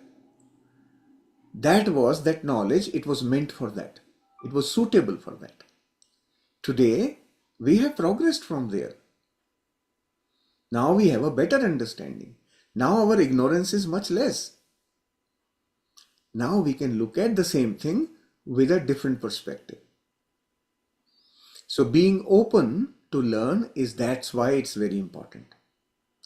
Carrying our inheritance all the time. Inheritance means the inheritance of the knowledge. I call it baggage. Carrying that baggage can be harmful sometimes. It will prevent you from learning new things or growing from where you were. So being open, we learn and understand. So work on your understanding of the karma itself. And the funny thing is that most people talk about karma, but they have no even the understanding of the old theory of karma also they don't have. They just know a very small, they have their own small understanding of karma in whatever way they have heard from others. Nobody studies. So, That's where the sir, does problem is. free will creates karma? Like, if that is the thinking, then that's we are talking about God qualities. And when we are working aligned with, in tune with God's thought, then the action, whatever action we take, is spontaneous. That is a spontaneous right action. We have practiced that. So that means, if we can think it like this, that if we use our free will, then there is a chance that we will go in that fear of creating a karma. So once again, understanding karma, that's why I say is very important. If you think about karma that way, then when you are aligned with God's qualities, let us say, ideal case, you are aligned with God's qualities, right? And now you are using your free will to create your experiences from that perspective. What is happening? You are creating or manifesting beautiful experiences in life, right? And if you apply the theory of karma, you are using your free will to make choices. And those choices are resulting in beautiful experiences. So when you apply your free will to make choices, that means what you are creating, even if it is called a good karma, you are creating karma. So you are in an eternal cycle of remaining in karma. You will never come out of that cycle if you think like this, right? This thought will never get you out of karma. Either good or bad, it doesn't matter. But you are still stuck in the cycle of karma. That's the reason why we have to understand karma slightly differently, where your understanding doesn't trap you. It is completely in my hand to wash all the karmas that I have. Basically, this is what exactly we are doing in the practices of this program, by the way. You are releasing all your negative thoughts, all your thoughts which are interfering with your freedom. When you are working with those thoughts, you are basically releasing your energetic blocks, the stuck thoughts. You are releasing them one by one after the other. You are going to be releasing, and as the more you release, basically this is what we call as burning the karma, right? Jnanagni dagdhati karmani. The fire of knowledge burns the karma. So now you are knowing, you are working with your thoughts, and through that you can burn the karma, right? Because we are So taking the it's responsibility on ourselves that whatever is being done, we stop the blame exactly. game. Yeah. So Yes, yes, we are yes. we are knowing that yeah, this is was created by me. And everything is So experience. karma is So when no, yeah. nothing to tag like good or bad. It was an experience. It happened. I experienced. Now let it go. Yes, I will come back to this. Let us listen to Kumarji and Rajniji. We'll come back to this free will thing. Okay? There is a very beautiful thing you will learn today. Yes, Kumarji. Atmakandan All Master. Still, we have a Guru Purnima. All Master and my Guru Purnima, except my still 3 days our Monday. Earlier, beginning of the meditation, I had a thought I would like to share. Um, so there is a medical term. It's called basal state. So so if the malfunction any part of the body and make them come back to the original state. So there is a ice therapy, the ice bath therapy. So that's the temperature back to the normal state. So that's the metaphorically resonate. We are created in God thought, and if we derail ourselves, which God created, the thought, and if we derail, and we can back to the normal state, back to the same original state would be an ice bath therapy or AED defibrillator. Heart doesn't work, and then push the back to the make them the original state. Same way, train derail back to the train track. So it's original state. So that's the I felt that's this is really useful. I was thinking this one to share. Uh, mm, it's a it's a it's a metaphor, but the same thing. If we know if we're not blissful state what the God created, and then we have to once you realize you have to go back, however, in that track. So that's just try to share this one. Thank you so much. So back to you guys. Thank you.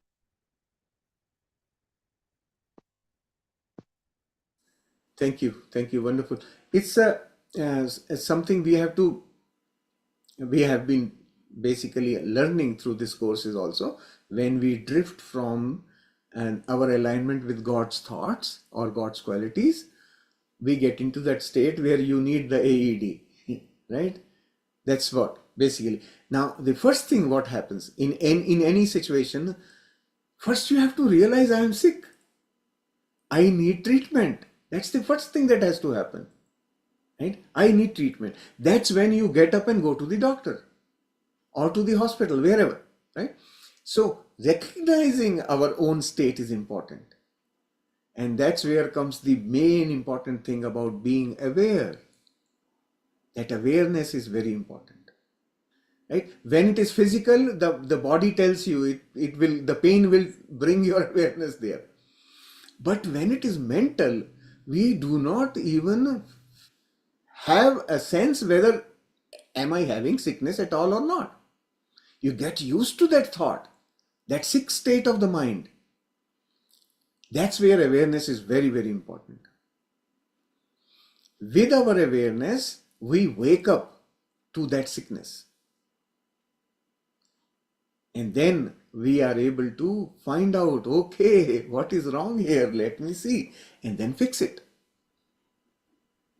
Right? So awareness is extremely important component of our well-being. Thank you, Kumarji. Yes, Rajni ji. Someone Master. Firstly, thank you, Monilji. And today your meditation slipped me away from my whole being. And after a long time, I write all what came into my meditation. In one moment, in that meditation, I got that I am a thought like Jesus, Ram, Muhammad, Nanak, Krishna. I am that who bear the crown of thorns, walk with his sleeve on my shoulder. And I was feeling the weight of that sleeve on my shoulder. I was feeling the, the crown on my head. I am the head whom you nailed. You are perfectly perfect, Rajni. Each and every strand of your DNA is made with pure divine love and light. And I was feeling that love and light filling my each and every bit of my beingness, tied perfectly, mulberry-like strands, telling news. And that doorway, when you cross, you become one with me. Past is gone, lessons are taken, love is flowing. You are one within this now moment. You are now. और बहुत दिनों के बाद एक line आई कि गुजर गया वो दौर, गुजर गया वो दौर जब थी ये नज़म हकीकत तेरी मेरी. And I was feeling after these lines, गुजर गया वो दौर जब थी ये नज़म हकीकत तेरी मेरी. जब मोनील जी कह रही थी कि वो imperfect thoughts वो आप उनको लिखिए. At that time, these lines came into, and I was feeling that as a goldsmith heaten up the gold, and the gold is melting, impurities are separated, and I was feeling like that gold, the melting gold, the pure gold. And it was such moment I cannot explain fully in my words, but and when I was feeling it, and one thought came into my mind that if I tell anybody, who will believe on this? And then a thought came into my mind that Mr. Salesh, he can confirm it with his higher self that you are living this now moment. And it was wonderful. It was wonderful. Thank you. And now in these days, I'm practicing my quiet period on bus stand. In bus, I do my quiet period practices and different type of practice I'm doing, and I'm enjoying those moments. And when in bus, it got halt, and I got bang, and inside the whole rhyme is the thing that it's wonderful. It's wonderful. I'm enjoying a different type of phase and now in these days. I'm practicing on crowded places. My quiet period. I'm just actually doing a different type of practice with my own self. That am I able to do this? And I'm doing it. It's wonderful. It's wonderful That's good, Rajni ji, because that you could write your imperfect thoughts. Thank you. yeah, actually, um, I was thinking that uh, um, क्या हो अगर जिंदगी में कोई quite period ही ना हो किसी के पास, है ना? And each and every period, it's up to me how I can create my moments. my quiet moments. Am I quiet within each and every moment? I'm in bus. I'm passing through a chaos. Am I able to be with, create my quiet moment in this now moment? And it's really wonderful. Thank you, all you masters, Mahavatar Babaji and Roger. It's a wonderful practice. Thank you for each and every beautiful reminder. And today's practice, today's meditation, Monalji, I was in very different phase, and that moment when I was feeling the sleeve on my the cross on my shoulders and the crown on my head, and when my eyes ripped from my it was when Muhammad goes through such phase, and it was different. Thank you, your voice, it made Thank you, me. Rajni ji. Thank you, love you, thank you. Thank you. Love you too. When I was reading this chapter, I was remembering that song, that Raj Kapoor song is there again. I will jumble up the words. It's like हम इस खेल में रहे ना रहे. And in the last, when you asked the gratitude, and one song came in my प्यार बांटते चलो.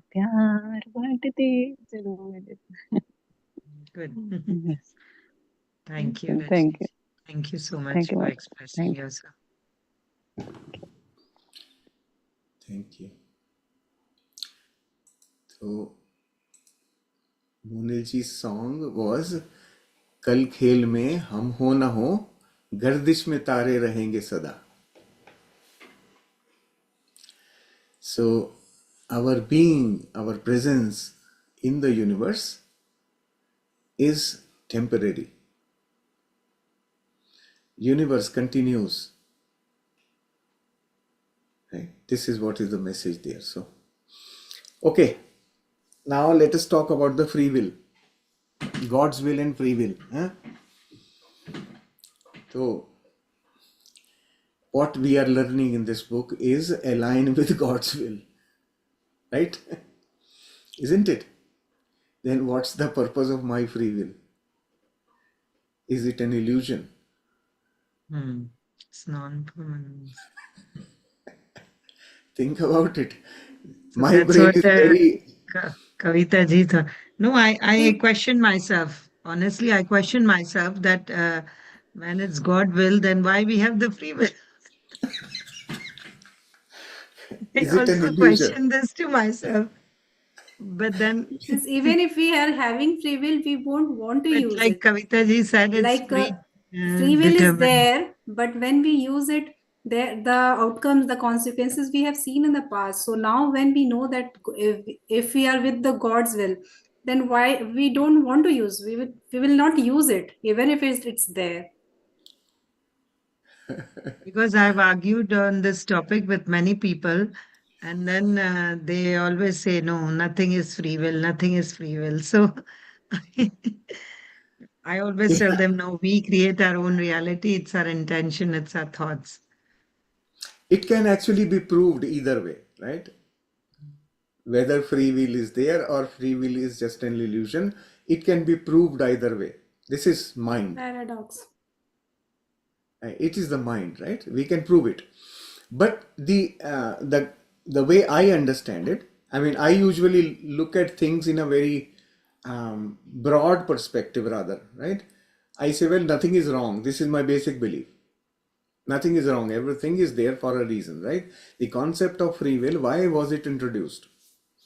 It was introduced because without free will, you can't have karma. The entire theory of karma will collapse. Two things are necessary for karma. One is free will, and the second thing is reincarnation. How will you carry over the karma to the next birth? Right? Continuity of karmic cycle, it depends on reincarnation.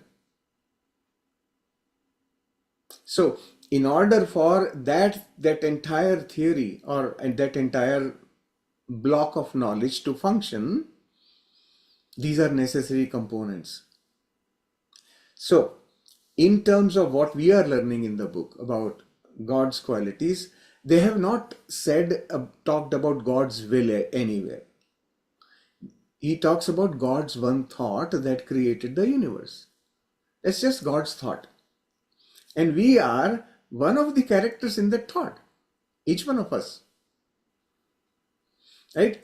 So when you understand this, then you understand that the understanding now that we are developing is that if I remain aligned with God qualities, which are my basic qualities, if I am close to my basic qualities, I am enjoying or manifesting a beautiful experience.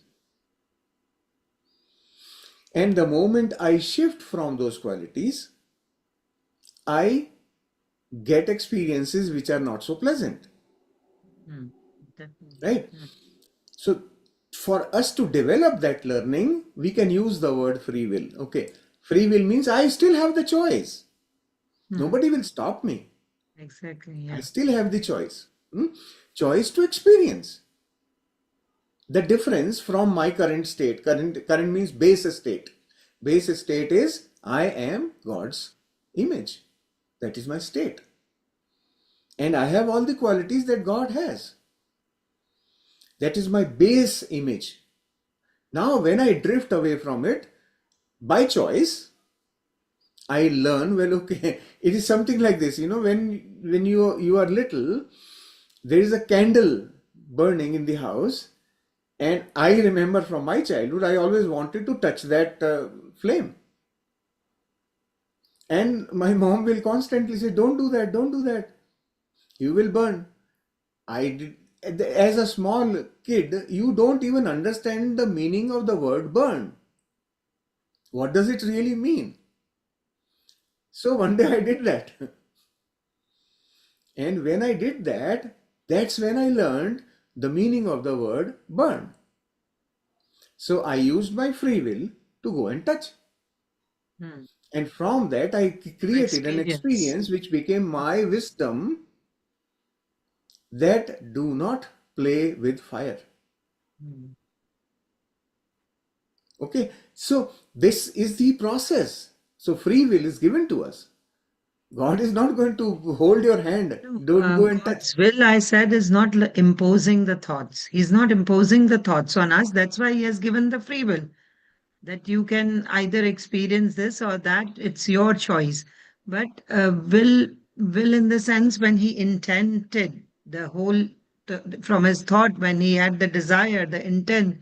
So he wanted for us to experience like a fulfiller and the richer and the abundant life, right? So that's why I said it's God's will. He had that compassion and love. He created Right. us out of that. So that's why I use the word God's will. It's not meant to say that he imposed his thoughts on us. But definitely that is our base state. All of us have that. Our basic creation is it. This is embedded in us. Those qualities, right? Right. So basically, we are here to either experience your basic qualities, have those experiences, or choose your free will and experience the contrast. Yes. It can be contrast, or it can also be aligned with that thought, God's thought. But the free will is there. We are not here to experience God's qualities, by the way. To experience the contrast. Yeah. That is the purpose. Yes. In that, To experience the because our basic is already That's why I there. We said know there is a that. contrast. Yes. Yeah. yes, to experience God's qualities, we don't need the body. Right. We take on the body to experience the deviation. What The happens? duality. Yeah. The contrast of everything. Like if we know we have faith, So we want to experience betrayal. What Yes. is So developing that understanding, building that knowledge, right? What happens if I do this thing beyond my basic qualities? If I do this, this is what I learn. Okay, next time I learned something else, something else. Like that, we are constantly developing and evolving our experience of drifting away from there. Now, supposing through that drift, I don't, this is just hypothetical, through that experimentation of going away from God's quality, supposing you happen to do something which gives you the same result that you really want, maybe that will be an invention for the God. That's possible. It's not impossible. From few days, I've been thinking that only that when we are experiencing and creating our own thoughts, like the own creation with our thoughts, so actually the results, the outcome that we are experiencing, and if it's not kind of, you can say, favorable or something, it's, or the triggers from outside, I can say, Hmm. so it's making me more aligned to my own self, because whatever is Yes. happening from outside is Uh, the thing that is making me more aligned, like it's making me, pushing me towards that, my purpose. So that's what I've been thinking from few days, that whatever is happening from outside is actually, like they say in Hindi, from avgun to gun. So from avgun, I'm actually going to the gun, towards the gun, because I'm experiencing the avgun. hmm. Yes, exactly. Right now, for you, it is easy. All the participants of this course have now understood, they have turned inward. So it's very easy. For those who have not turned inwards, this is not going to be so their palatable to them. experiences are still pending. That means Ah, we are done with the experiences and now we want to go back to our basic truth. basic truth, yes, yes, and enhance it. Going back to our own center, Yes, right? it's That like state, returning home. yeah, Yeah. we are Going where I eventually belong. again. I will bring you back to Patanjali Yoga Sutra. In Patanjali's Yoga Sutra, Sutra number 2 says, Yoga Chitta Vritti Nirodha. That means he has defined what is yoga. Unified is yoga, nothing else, right? Union, yes. So, what is it? He says, Chitta Vritti Nirodha. So, removing all the vrittis from the chitta. Nirodha, remove it. All the vrittis means all those things which distract you, divert you from your center. Mm. What are those? Going away from God's qualities, right? Any drift from God's qualities, if you are able to come back to your center, you are eliminating one vritti. Yes. And once you have done, cleaned everything, you will become unified automatically. We are already that flowering starts. We starts experiencing that blossom, that And flower. Babaji says in this book, indivisible thought, it also means unified, that it doesn't have a fragments. It's like the whole, the unified. So actually, the meaning of that also is unified. Yeah. Indivisible, he is calling to God's thought. Hmm. God had only one thought, Hmm. and that became the universe. Now, within the universe, there are so many different existences. Sir Babaji also said that God doesn't know any pain. God has no experience of pain. Hmm. So when we are experiencing, we are creating that pain. Then universe is experiencing through us. Yes, yes. So that is why we are creating these experiences, creating our reality. because My God wants to All experience all this. this. Hmm. for being able to understand this thing, we will have to first understand before this thought what was God's thinking. Before this thought about the universe, this is just one thought. Prior to this, what other thoughts he may have had? How did he arrive at this particular thought that created us, this existence? So then only It is we the will same know. as क्या तेरे दिल में समाई तूने काहे को दुनिया बनाई. It came to Yeah, me. that becomes a rhetoric thing. Yeah. Mm.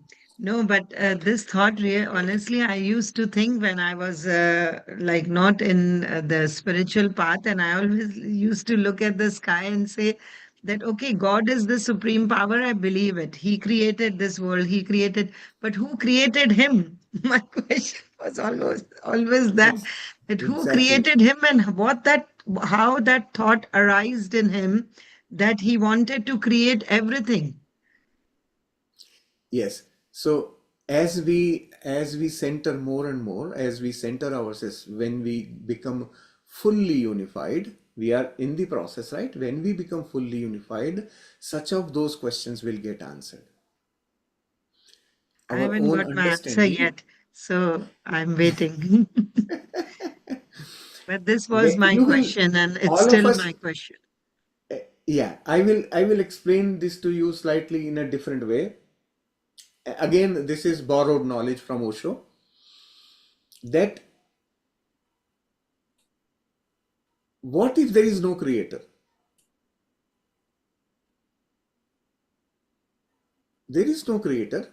It is the nature of the creation to keep on creating itself.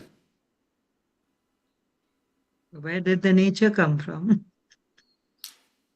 I have That's many that questions is in its that. own fundamental nature. It just keeps creating. Our mind has learned that you always need a The creator to answer. create. Creator is needed to create, right? But if you drop this idea, you really don't need a creator to create. Creation just happens. Dwell on this thought for a little while, creation just happens. That little blade of grass pops out through those cracks in the stone. That is creation. Who created it?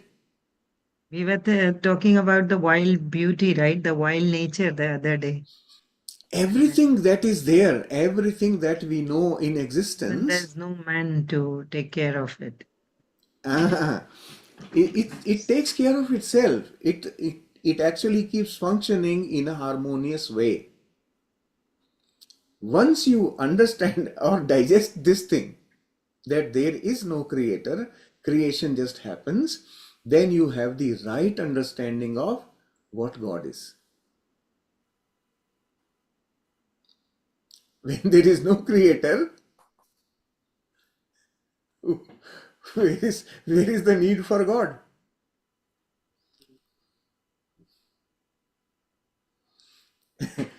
Don't confuse yourself for now. I usually don't like to I'm not discuss confused these because things. these questions are not new.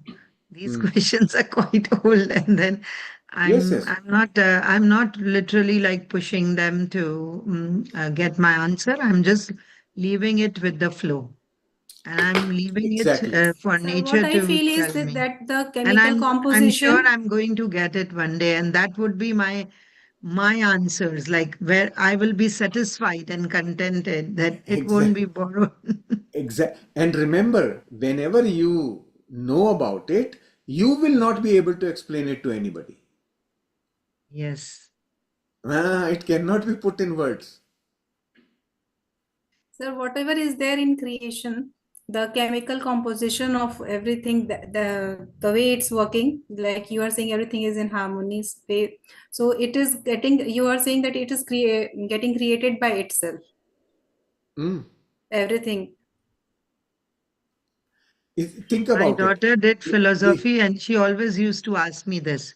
Do you think there is God? Still, she asks me, do you think there is God? And I say yes, because we always tell them to say like express their gratefulness. Then they feel funny Yes, because they don't know to whom to express, because they don't have that God concept in their mind, and you know. yeah. So So it's if very hard someone, for them to believe, and we can't force them on them.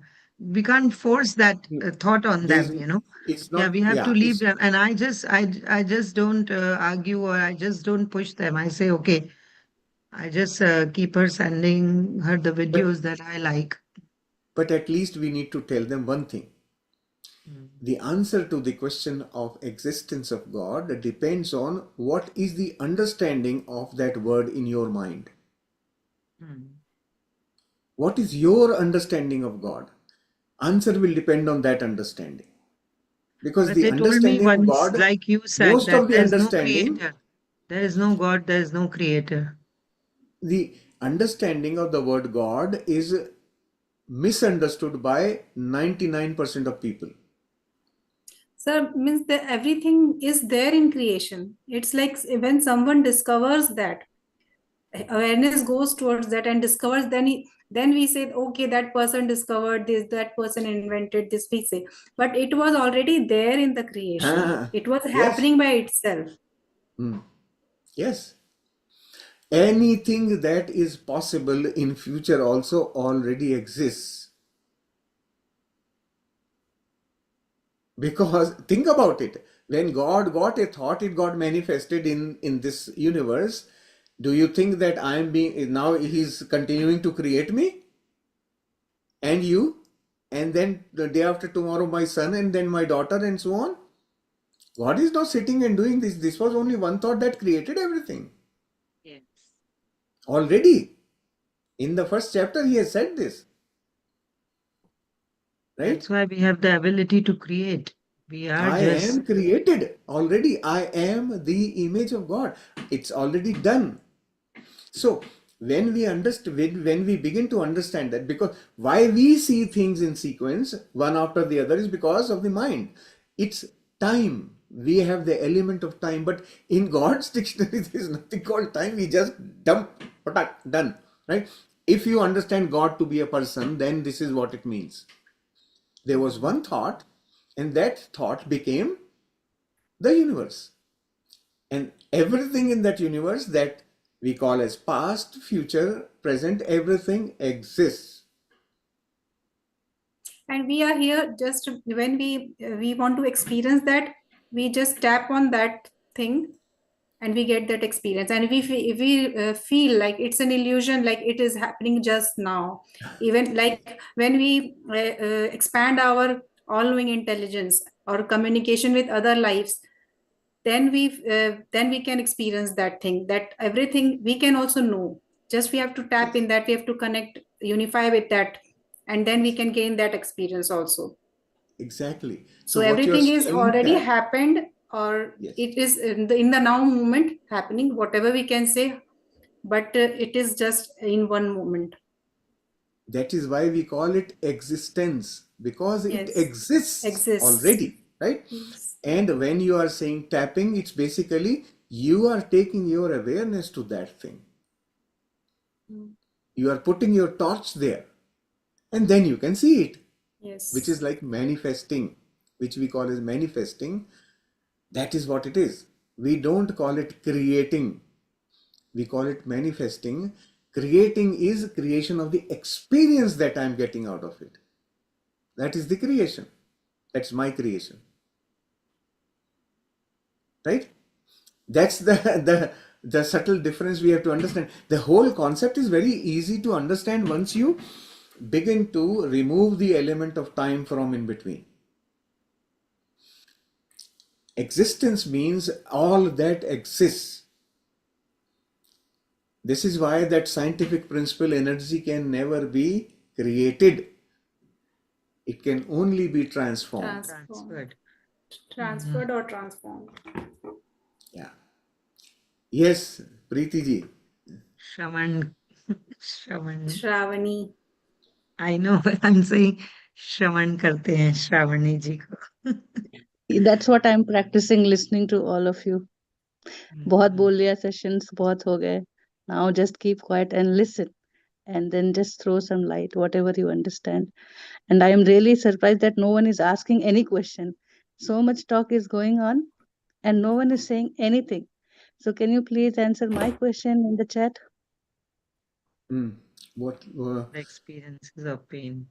we are made to live in heaven. God only made heaven. We created our experience of pain in illusion.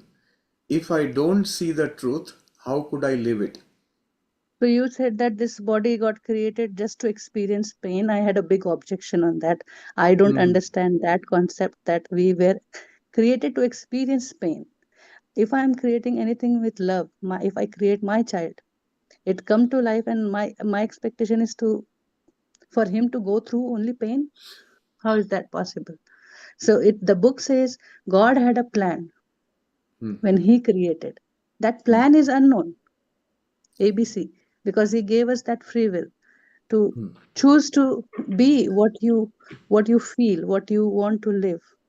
You Hmm. can, and that truth that is known to the self is not in the picture. He's for all these ages we are not living the truth, and that is why Babaji is, and now at this point of time is giving this wisdom. So I did not understand the concept that we are made to experience pain. We come into the body to experience pain so that we can then understand our basic state. What happens when we drift from our base state? But when did we live our base state? In this body we have always been divided through mind. Agreed, but the body itself, the creation of the mind and body is for experiencing. But we did not experience the truth either, or neither we experienced the I mean, we created pain, but we did not experience the truth. Never. We, we came from the truth only. That is But our we do not, origin. right, but that's not in our experience. So we are creating experiences to go back, to traverse back to the truth, but we do And not to, know where the truth is, right? So that's the illusion we have been carrying for these many ages. correct. So our how do we develop the understanding of the truth is by experiencing what is not truth. This is duality. By experiencing what is not true is how we understand what is true.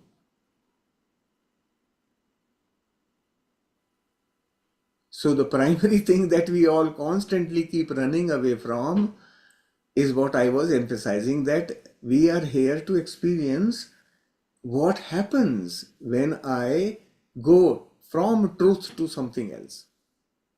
Because I do not know the truth now. I came into the body with completely forgetting what the truth is. Now I have to find it. And to find it, I am experimenting whatever I get my free will to use. I use my free will for. From my thought, whatever fantasy I have, I create my experiences which may or may not be aligned. And in the process of that experiences, I understand, well, this is what was the good one. This is what I have to add to my dictionary of God qualities. So definitely we need to shift delete this line that we are made to experience pain. We have come here to experience pain, but we have come here to realize the truth. The path could be any, that the choice is mine, what I think. Yes, so ex- to know the truth, we use the experience of pain. So we create that, right? But Ah, that is not how it is meant to be. It was meant to, the book says simple these lines, that you were made sovereign. You were made in the image of God. You had everything, and you had the free will too, but you choose and you create. So the whole agenda, whole purpose is to come back to the truth. But if we define with lines or sentences that this body was created to experience pain, what God not is, then it is a partial truth, I think, with my understanding so far. so tell me one thing. if I knew whatever my state outside this body, wherever I was before taking the body, my state was completely that was of God. Actually, I was not even separate from God, I'm still not. right? Then I created this sense of separation to understand or experience what is other than this. That is duality. The That moment is we true, and think that of is like other, light and shadow. Yes. why would I then go into the shadow? What would be the purpose of going to the shadow? Sir, You are can I give an example? Like, if we are thirsty, if we are like full, we are not thirsty, then we know we are contented. We know that what is the taste of water and whatever it is. But when we suppose we are in a desert and we are very thirsty and we don't have water with us, then at that time we know the real, we know the Value. experience of what value of that water. Hmm. So experiencing that thirst, that suppose we have that water but we are not drinking it and we are experiencing that thirst. So I don't know whether I'm able to explain it with an no, example. you are able to express it, and I understand it completely. So So Yes. that you're is why we saying, are experiencing the contrast. We already have those God quality, but we are experiencing the contrast. So now we know, okay, so this is pain, and this is because God doesn't know pain. So when we come in body, then we experience the pain, and when we are without body, then we are already so means whatever is our basic truth, like love and so ultimately what we are doing here is the first chapter says that you have everything. You are the flower of heaven in full bloom. But then you still need to do some correction in your thinking, and it says that you have a bigger you are just seeing a little light, but you are more than that. And then next chapter it says about the higher self. So that higher self, when it starts to live, we start to live higher self. The same body which is experiencing pain, it is now experiencing or living the truth that we are made with, Hmm. right? So the because we body have is fallen down created. so much. We have throughout, means when we have started experiencing, we have fallen down so much in experiencing the contrast that we have forgotten all those qualities. So this course is reminding us to get back to connect ourselves again to that basic truth. Right, Can I so Yes. the also what add the purpose something of this might be body. relevant to this? Mm. Yes, Monality, please. No, like Krishna said to Arjuna, right? Arjuna was struggling and he was uh, living the full life of the physical body and attachment and everything. So Krishna showed him the truth that why we are here for. So we have to always bring our awareness from the physical to the truth. So we can live both. We experience the pain, and now we are in awareness. Then we are going back to our originality, the origin. So does it make sense? I don't know. Yes, yes. They understand it this way. Why in our first chapter, in the first paragraph, why have we been reminded that you are a fully blossomed flower of the heaven? The need for that reminder was because we have forgotten. We come here into the body with complete ignorance of who we are. Complete ignorance. And then we start collecting that knowing one by one from our experiences.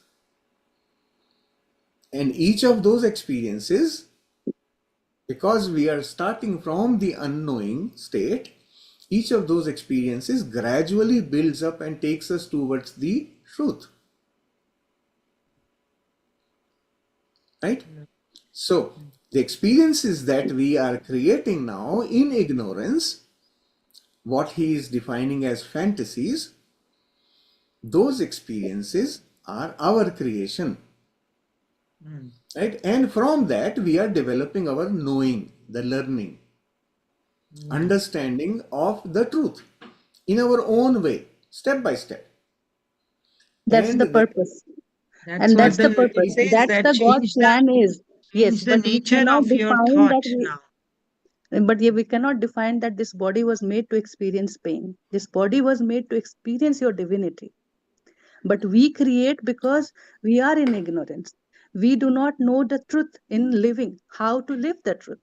We have the truth, but we have illusion, but just because we have duality, right? So the purpose was not, I mean, just I have this problem when we are talking about creation and creator, then I think aligning to the lines what author is trying to give or the Babaji is trying to give, we have to keep that in line. Definitely our experiences says we go through the pain, then only we realize our divinity.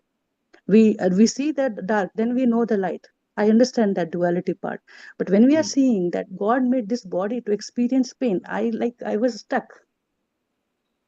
because this body had a purpose to live the divine, what Babaji is saying about the total true human being, the life of what is a whole complete human being. The first chapter talks about it, that you were made to live your full divinity, the flower in the heaven, but you forgot and you lived. So here I'm just objecting about the line that we put, that God made this body to experience pain. Definitely we go through the pain, but that was not the intention. The intention was to experience divinity, how a human being will live. And because when human being, he awakens, he can live the total extended potential of the creation. The consciousness ka jo extreme ability we can express through this body only. So all that God qualities, you are present everywhere, all knowing intelligence, you have infinite potential, infinite unbounded experiences, they all become real in this human body only, not for a dog, not for plants or any animal. So that's what my understanding is.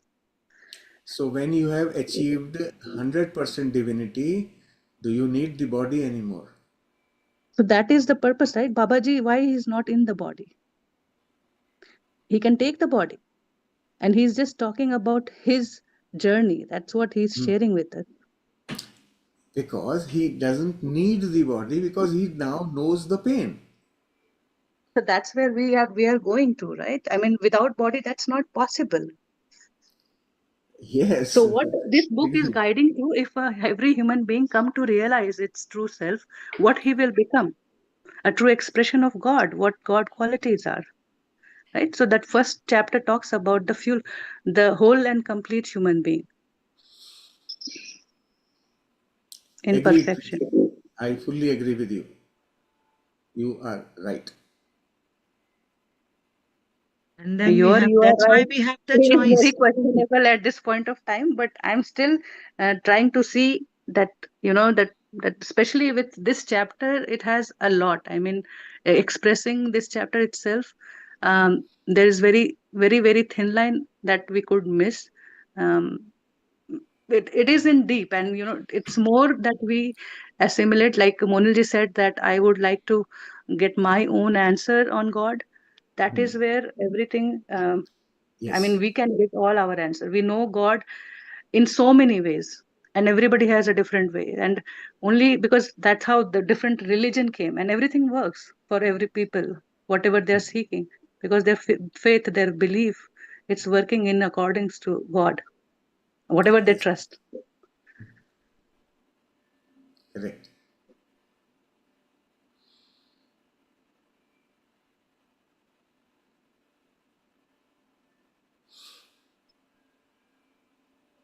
So, did we answer your question? I mean, we just talked about it, and I'm not sure if there is an answer to it. There's just an open discussion, and I would like everybody to, just think about these things, because these are deeper concepts. The whole chapter number 7 is you will come to know about the creation and how you fit there, and how you are creating your world. So take it very seriously, and put one example wherever God talks about the different aspect of His creation. How can I know different aspect of His creation? Put that thought, and then you get your answers. Because how much ever we will speak from our experience will cannot be your experience. You'll have to put examples, see where it fits what it fits, because the whole creation has its own journey. And how much we know with science, the evolution of universe and our own life, how we create, how God thoughts fit into it. With every experience, just try to relate to this chapter what we are learning, then it will sink properly. The concept of God, creation, and the thought that we are talking about.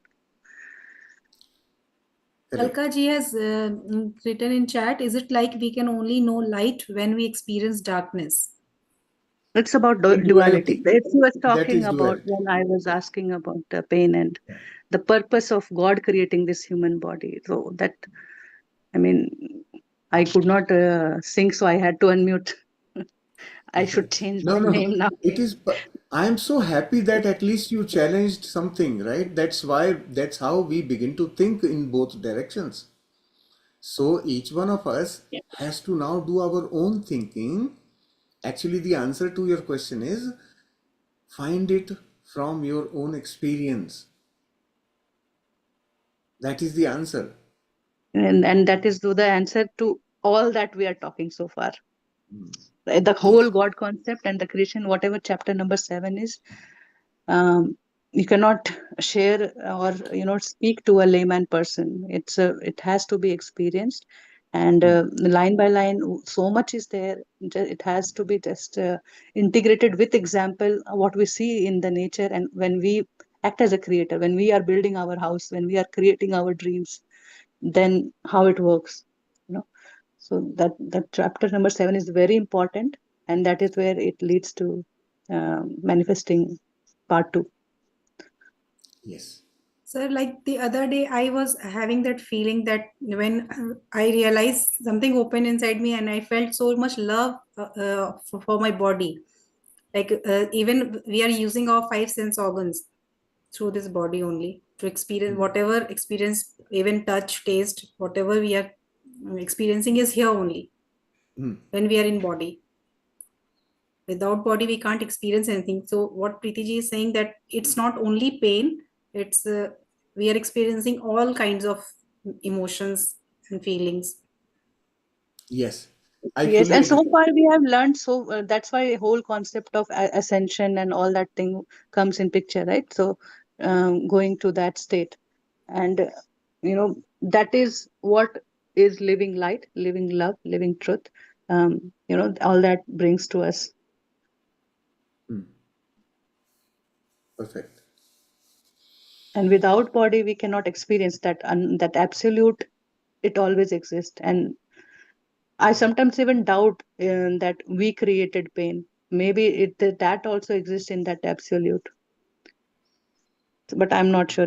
I cannot say about it, but just it's my thinking. Pain is also a blessing, no? Pain also brings our awareness to something which we are holding. So No, I'm we not are talking about thinking, good and bad, but I'm saying that when we resist pain also, or when we create pain also, we as a creator create pain also. But I feel the seed is somewhere else. We just experience it. Correct. I'm not sure though. It's just my so far understanding, but yeah, it has a depth. I mean, when the book says God doesn't know pain, then I had to think, but still, it's in I'm digesting and trying to find.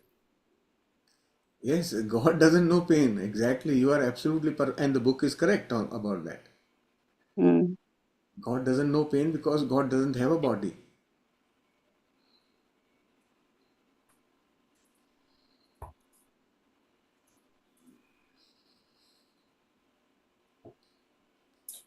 I have underlined this line, that only those qualities are inherent in his thought, no other qualities are there. His thought cannot manifest what it doesn't have. Correct. Absolutely. That is the fundamental of everything. Yeah.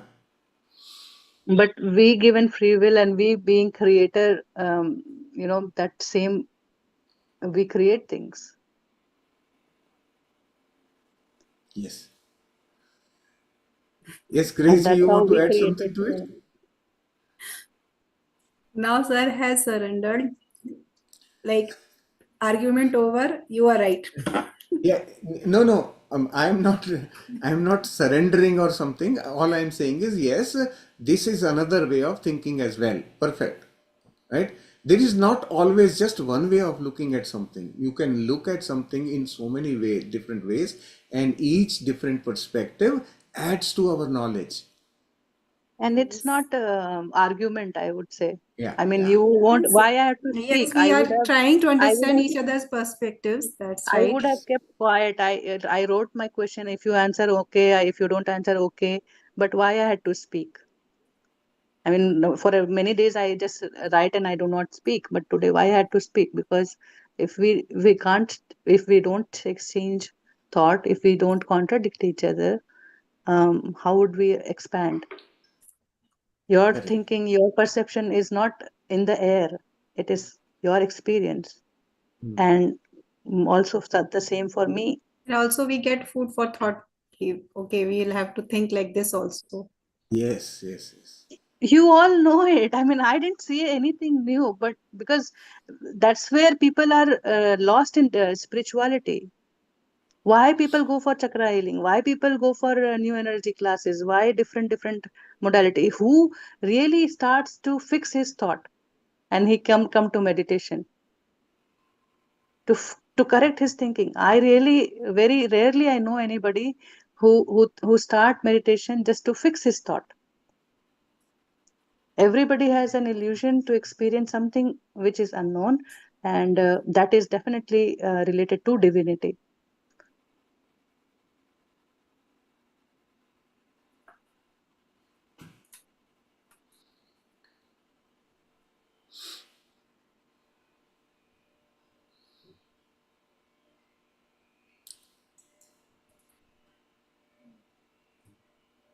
So All we can right. hear Grace, Grace ji.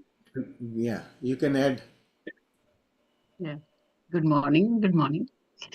It's been a long time. My schedule is kind of messed up these days. So I didn't even get a chance to attend the meditation today. And yeah, see, so first of all, I would say that's the beauty of this group, right? We talk about like such beautiful things. We're not talking about, I have like stomachache, what should I do? I have this, what should I do? Right? That's the beauty. Like, oh my goodness. Yeah, that's what I love. Yeah, and yeah, I agree with Shravani ji that yeah, that's what I think so too. Like when we were created in the image of God. We were created to experience love through our five senses and everything else. But because of the free will, we messed up. Because of the free will, we made different choices that made us feel pain and sorrow and everything. But at the same time, these pain and sorrow are also there. That's why we are able to experience it. So I would not say that we created it, or even if we created it, we created because so far because how we perceive it, right? Because we perceive it. Some people perceive pain as a lesson. They perceive pain as a growth.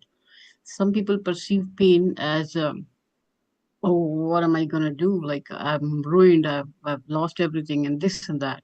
So I think it all depends upon the perception. But otherwise everything is there. That's how we are able to experience this through our senses. So that's what my thoughts are on this subject. And we were created in the image of God. So we have all those qualities, but because of that free will, we messed it up. But free will was necessary. Otherwise, why we will come here and go back, right? And so I think the pain is not created. Pain is again there, where the happiness is. But the way we perceive it, we call it pain, or we call it lesson learning, or we call it happiness. Agreed. What do you think? What do you think? You are absolutely correct. There is nothing wrong in what you are saying. In duality, everything has two aspects, right? And what exactly that, and think about it slightly from outside the mind point of view. When you look at anything from outside the mind, it is just one thing, right? Now, that one thing can now be dissected into two.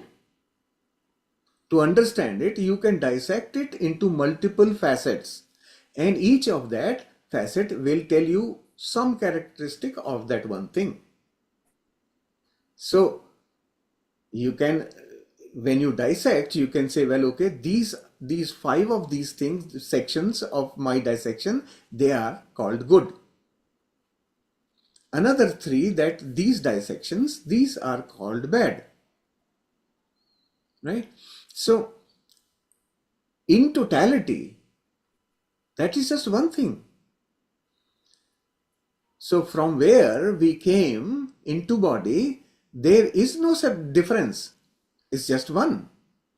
It includes everything in it. It's only when we bring the mind into the picture, we start dissecting it and create pain, create good experiences, create joy, create happiness. These are all facets of that one thing. It includes pain. Pain is not separate from it. Yes. That's that one thing. Where we came from, there is no components, no parts. In the mind, we create those components. And to be able to feel, to be able to experience such of those components, you need a machine called body.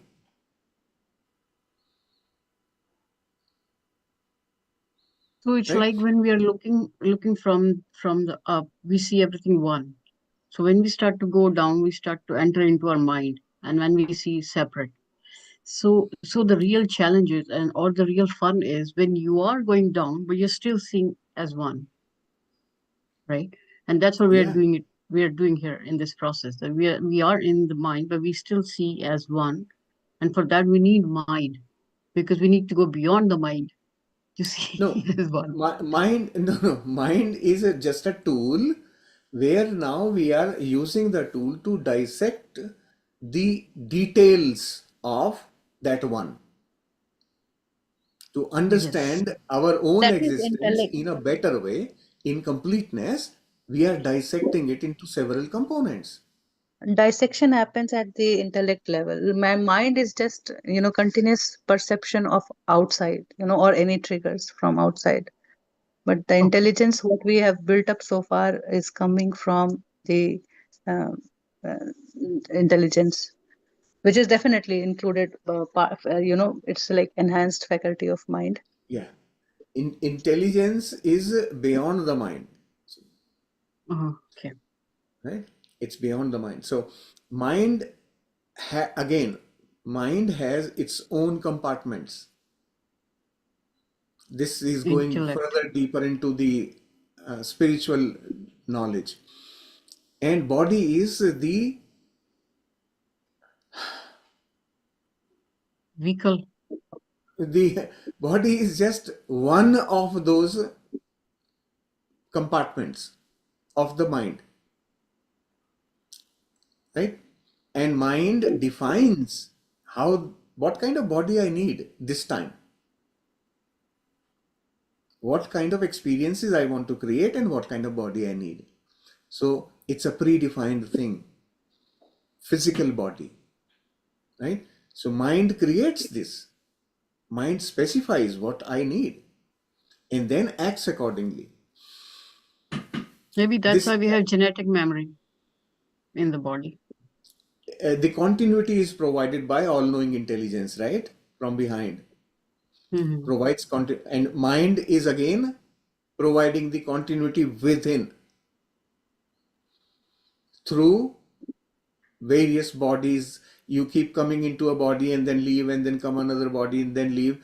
how do you have continuity? Mind connects it all.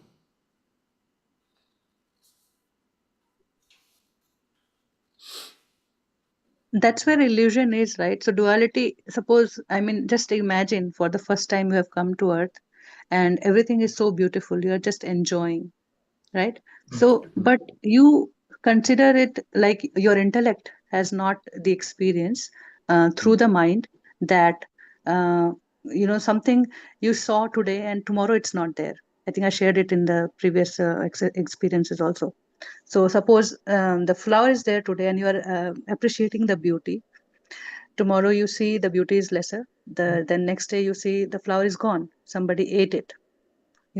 That's where you create your judgment, your perception, um, that somebody took away the beauty, and then there's a villain in the story. Hmm. So that is how we create our intellect. I mean, mind is to there to separate things. This is tree, this is flower, this is wall, door, window, and whatnot. Through experiences, hot and cold, and sun and light. I mean, all that we perceive through our senses. But then, how we keep developing on our intellect is by refining those experiences. Things are beautiful because now I have come in God quality. I have come with the love, peace, everything is there. But that law of nature is missing. I don't understand what law of nature is. That's God's thought. I may not have that perception at that time that this flower was meant to be eaten by somebody. It's Hmm. somebody's food.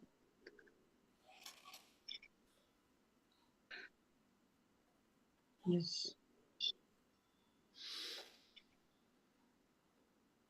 That's why when we see something happening, like, those incidents, and then we blame others, we don't understand that it was meant to be happen that way.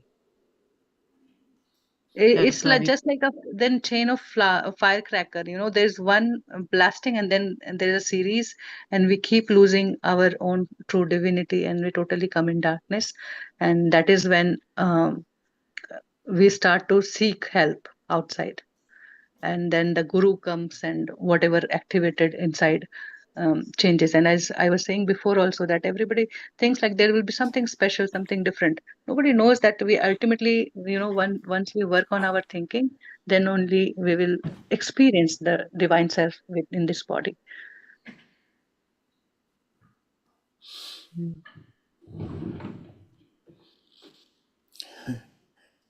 On chapter 7, we are going into such depth of spirituality, my goodness.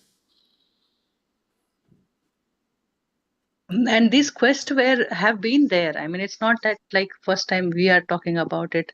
People like the Vedas, Upanishads are written thousands of years ago, and the people had the same questions. Like, I go out and I say things, I just keep thinking, I do not create things. I have to go and work. This book also says that just do not dream, go get up and apply for job, go find a job. So how, if somebody, if I have a food on the table, somebody has made for me. So that is where the concept of creator comes. But where is he, who is he? And then everybody has their own perception how you go. Somebody is like a very philosopher, and he's looking at the creator, but somebody is in pain and he's not able to cope up with that situation. Then he look for a creator. Somebody save me, I need help, I need love, I need peace, I need that strength, I need courage. So they are all God qualities. They're, that's what we made God. Preeti, there is a question here from Alka ji in chat. God doesn't know pain, but through free will, we create experiences that are not God's qualities. How can God have the same experience from our experiences? If God doesn't know pain, then how will he experience it? I think that's what we have been discussing, right? That's where it's coming from. She picked one of the lines where you guys said that God doesn't have a body. How will he experience pain? Hmm.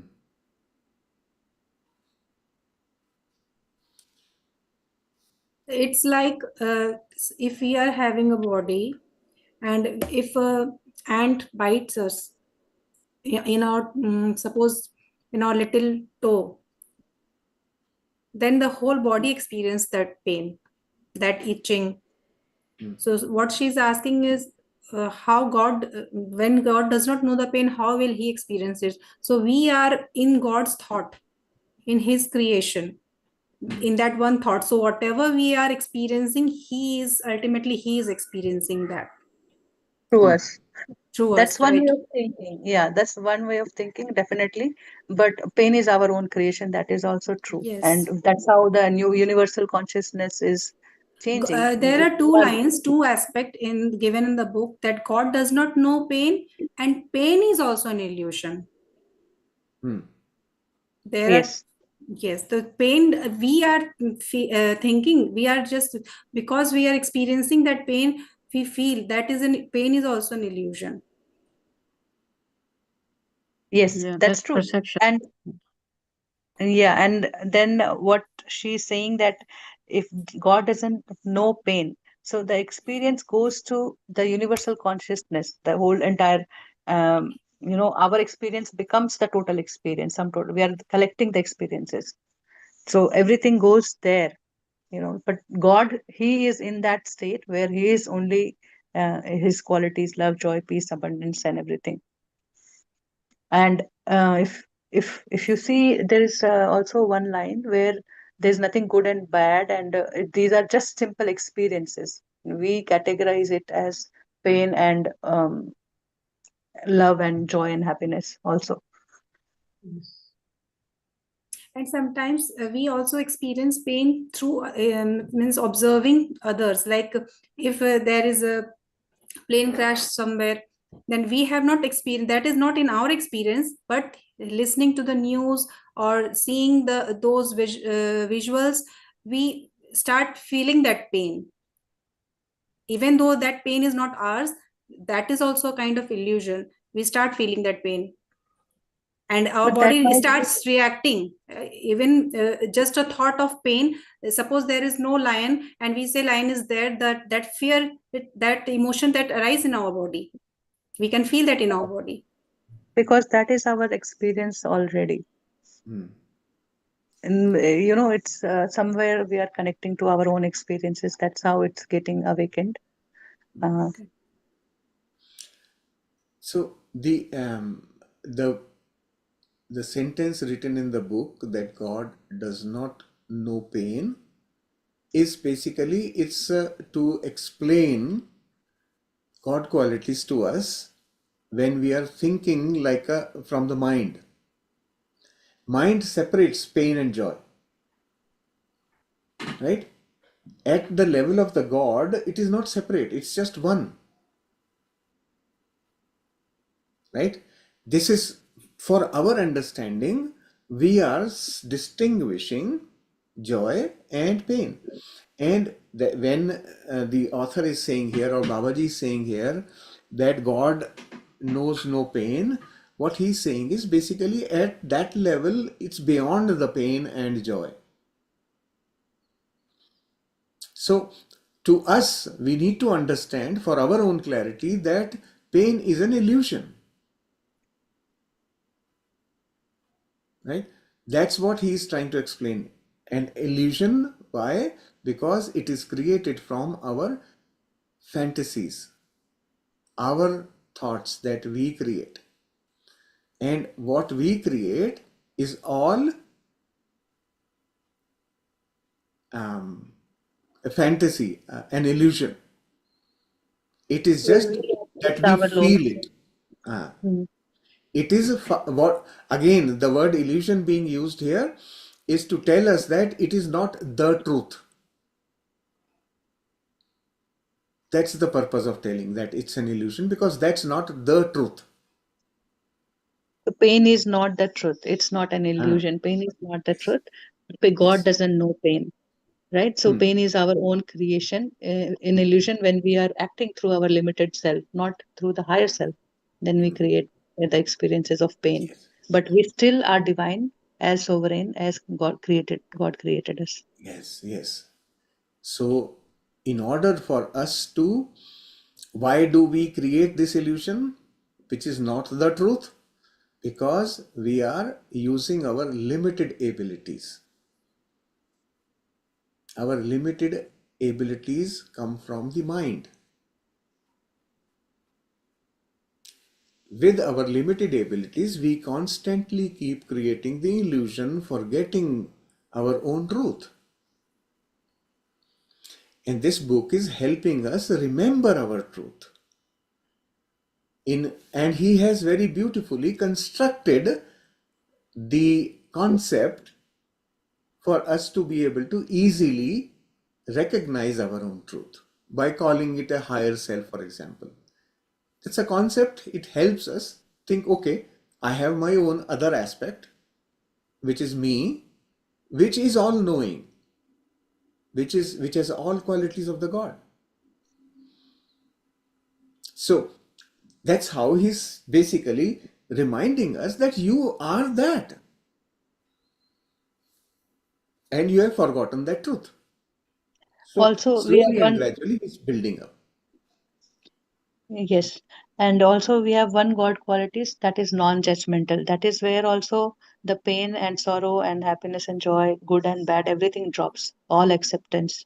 And that's how everything exists. So this course is taking us from a divisive mind to unifying mind. That is the thing. That we Yes, are now exactly. trying to include everything. Like first, initially we used to, through previous knowledges which were available, we used to dissect everything like mind, body, soul, and intellect. And now we are unifying everything and now we are looking ourselves as a whole self. And As a whole. that's when Yes. we can experience our that all-knowing intelligence also, and we can expand our communication to other means in oneness, what Kirti ji has written. That Yes. The important thing also we have to remember, as long as we are in the mind, we will not be able to unify. yes, because Remember, again because that mind debate will, will come. Yes, mind, the about nature of mind duality. is to divide, right? The purpose is to divide. So, to be unified, we have to go beyond the mind. Then That's we can where heart experience. comes into role. That's why Ah, we have to be yes, here in the heart, because correct. heart knows the oneness. Yes, yeah, correct. And part three has more of it. Like we are, our discussion is going in that direction. So even that God will and our will, it's all discussed in part three, where it is. We have heard always that nothing happens without God's will. So that is what we'll also learn how they are different and how we live it. So we are like already prepared just by revising things. Especially this chapter number 7 is Even huge. I our mean, mind from there, I think.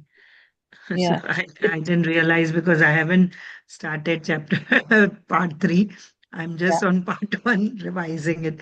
But No, I don't good. know what Since you just said I missed so. some discussion, but while I was taking a short break, I thought I came with that thought only to share that actually through that pain and this, God wants us to realize our unboundedness, our limitedness, like he wants when there are circumstances, then we will use our abilities that God has embodied in us. So to realize that who you are, like self-realization is God realization, like Saleji said. So I thought that it might be one of the reason that why pain is experienced. And Yes, there's no yes. problem with it. But the sentence that came like, this body is made to experience pain, it was a little bit incomplete, impartial, I would say. And Okay. because the first chapter it says, this human body was made for this, and you are living this. Then that's how the whole book comes in picture. So I just wanted to bring some clarity and more to discuss. It Good, good. was Thank fun. you. Thank you. It's very important. Yes, we don't lose track of the concept that is followed in the book. Definitely, yes. We Actually, also talk a lot it's about so deep karma. that we are limited with words. We try to say something and when we use different word, the whole meaning changes. And that is where this come as a discussion, right? So that we cover things Hmm. and there is no mistake or such anything wrong. But that is what active listening is. Once you have something, you come and you speak, you ask, you share, and that goes to everybody, anybody who is listening. Correct. I am always caught in my chat because nobody types, and I ask everybody that you also put something, ask questions, or just whatever you feel anybody is discussing, asking. Start giving your thought, what you think. And also, don't feel intimidated to challenge Shailesh. That's another thing.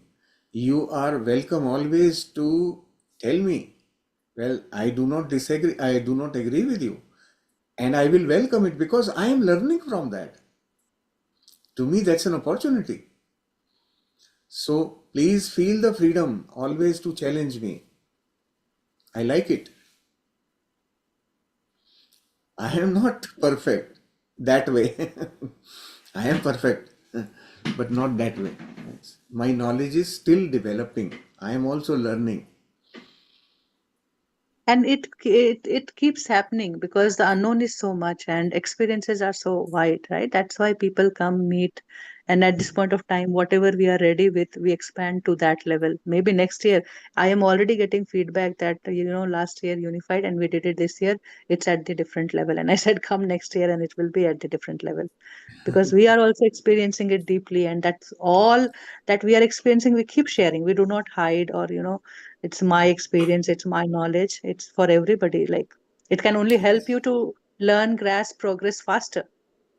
We may learn it hard way, but once it is shared, it becomes easily available. That's how it's all about one consciousness lifting. Yes.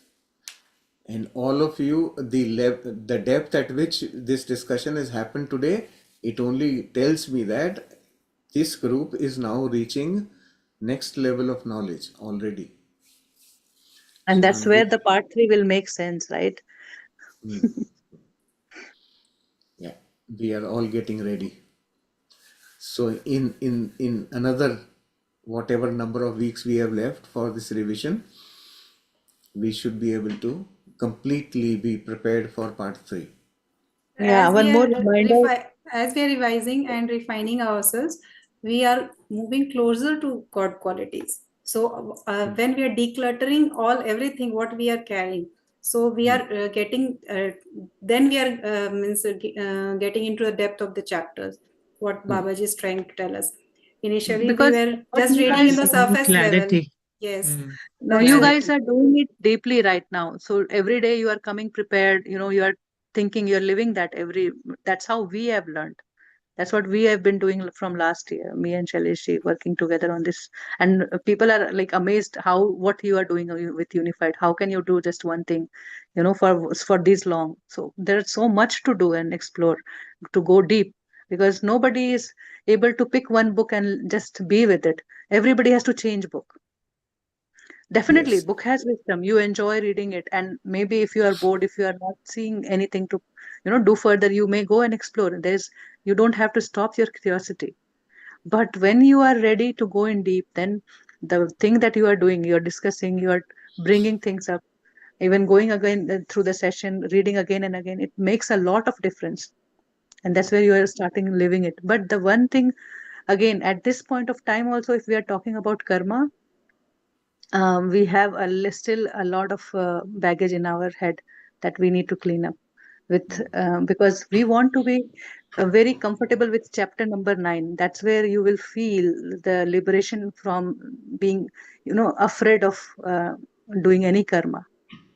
You would instinctly, immediately, you would know that what you want to be taking forward from this point of time after So, receiving this wisdom. so actually, I can explain that last year when I had went to Bodh Gaya, there I met Premnath sir, and he told me that whatever you are doing, please don't do that, because that is what you are interfering with other people's karma, and why are you carrying so much baggages of others? Because your aura is clean, but you are I can see others baggages on your aura. So that's why after that, I don't know why I have stopped, means I have I don't promote myself, I don't want to go. I am into more into seva, like teaching people, means spreading awareness about unified course and all that. So but somewhere when people know that I am doing my family also, everyone says that why are you not working, like why are you not doing this full-fledgedly. So that's, I don't know, I just keep avoiding answering, and I also avoid answering to myself also. So Hmm. that was That's somewhere why deep I rooted. answer. So Hmm. today when it came out, because I am not thinking, I am like right now we are doing online sessions, more and more sessions, so I have no time to think about like that. But when this came out, then I was also surprised ki from where this is coming.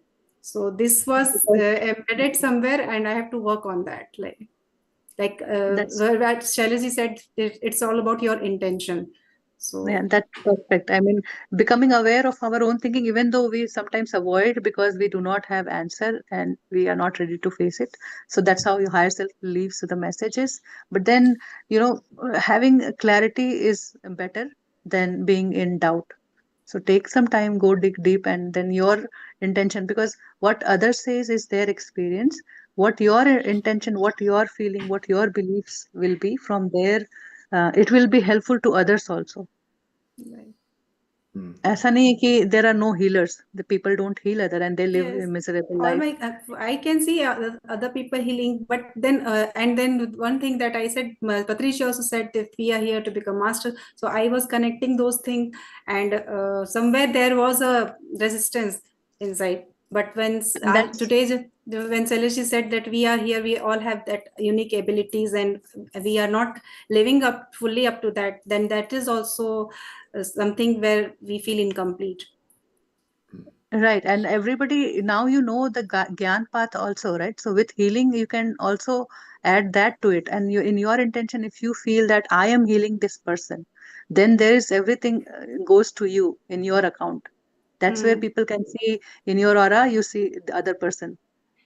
So, but when you live as a medium, like you remember when somebody touched Jesus shawl, and then he said that I got healed when I just touched his cloth. So, but Jesus said, I didn't heal you. It's your faith. It's your belief. So that's how everybody is getting healed whenever whoever he goes to, any doctor, any healer, anybody. It's their belief. So we just become a medium, and then once you understand the Gyanmar, you just chipka that. It's a slowly, it's a part of our evolution, right? In general, You rightly said, yes, in Shailesh. You said that first we do it this way, then we learned, and then we do it this way. Three stages you shared. exactly. I It's listened. a Yes. yeah, it's a step. If you meet most of the people in the spiritual circles that you are, if you see, most of them have gone through Reiki and healing and all that kind of thing, different modalities. They all go through those steps, which are important for them to grow, right? And slowly and gradually they reach the place where as many as I know, they all stop healing. Why? Because they have now found within themselves that what was making me do that, the cause, the root cause of that. And when you heal that root cause, you will stop healing others in that conventional way, the conventional meaning of healing, right? You will continue to be a source of healing for others just by being. That's evolution, right? Our being there itself is really healing. The thing that we have to remember is each one of us can heal ourselves. We have the innate ability. All of us have that ability. All that is needed is awakening to that fact that you are a healer yourself. Heal yourself. You can do everything for yourself. That enabling part is what is more important to me. Everyone has the ability. They can heal themselves. They can do everything for, even Now, even from seva point of view also, it's the same thing in my mind. We have to grow up to that, and that's a very gradual process. It happens from within. Anybody can keep saying anything, it really won't matter to you. But this, it's about my satisfaction. This gives me contentment. That is Yeah. why I do. And that You know, and contentment will lead you to your mm, destination. and that is why you chose this playground, right? Like I was in IT background, and then you chose to be here. So there is a reason, because you had those things, and you want to, go over that experience. Now, when Right. and how it will stop, or you will go to something different, how will you change? It will come only through experience. So never hesitate, because that's what you have planned for yourself. Because But I'm consciously I very know happy. that when we talk Yeah. about 5D, there is no karma. I know, I have also read about all that. So I now I'm thinking ki this is coming from my subconscious, so there is something. So I have to work on that. You have Yes. to be The best, comfortable with your thoughts first. Ah, yes, best part is You First that have I you will are to aware accept of it. it. First is the acceptance. I will have to accept it. Mm. The the, best so part is that the you are aware. I mean, it's like yeah. very rarely people come to know this easily, what is taking my peace away. So that is why I shared here. Otherwise, I would have called him up and talked personally about this. But I don't know why I felt like sharing, and I wanted to get clarity here also. Means for the whole group, This it is will. true healing and true helping, in my understanding. Like when I share experience, I want to bring those things that could help others, instead of all the wow um, things that have hurt me, and then how it got healed. Those experiences are really helpful to others. And that's what Patriji had like asked, that you share your experience. That's what he meant. One beautiful that is happening now, I realized it yesterday that by the time we finish part 3 of this course, those who have joined right in the beginning would be with the program for 8 months, right? So that will be such a beautiful thing for all of us, because now we are in the same energy for 8 months. That energy, the group energy, that energy itself is extremely powerful. So even if you have partially done practices, you haven't fully devoted all your time, being with the program for 8 months itself will be a very big progress everyone will make.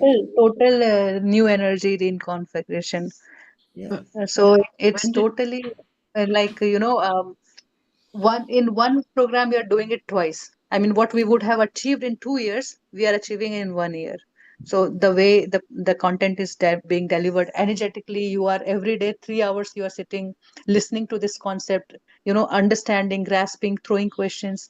All that thing is like taking you deep in this, making it your first language. How the first language comes, at the point of sword also, you will speak your first language. So this is why this way unified will your become your experience, your first language, that you could express things in your experience, with your experience. We started the course in February, Gracie. Oh, that's I think I missed it because I started joining this course on I think March 15th or 16th something. और तब तक तो 1 महीना हो गया था. हाँ मैं एक्चुअली इंडिया में थी उस टाइम ना. Chaliye, But good. Thank you. glad that you Thank you for covered. this deep discussion today. Yeah.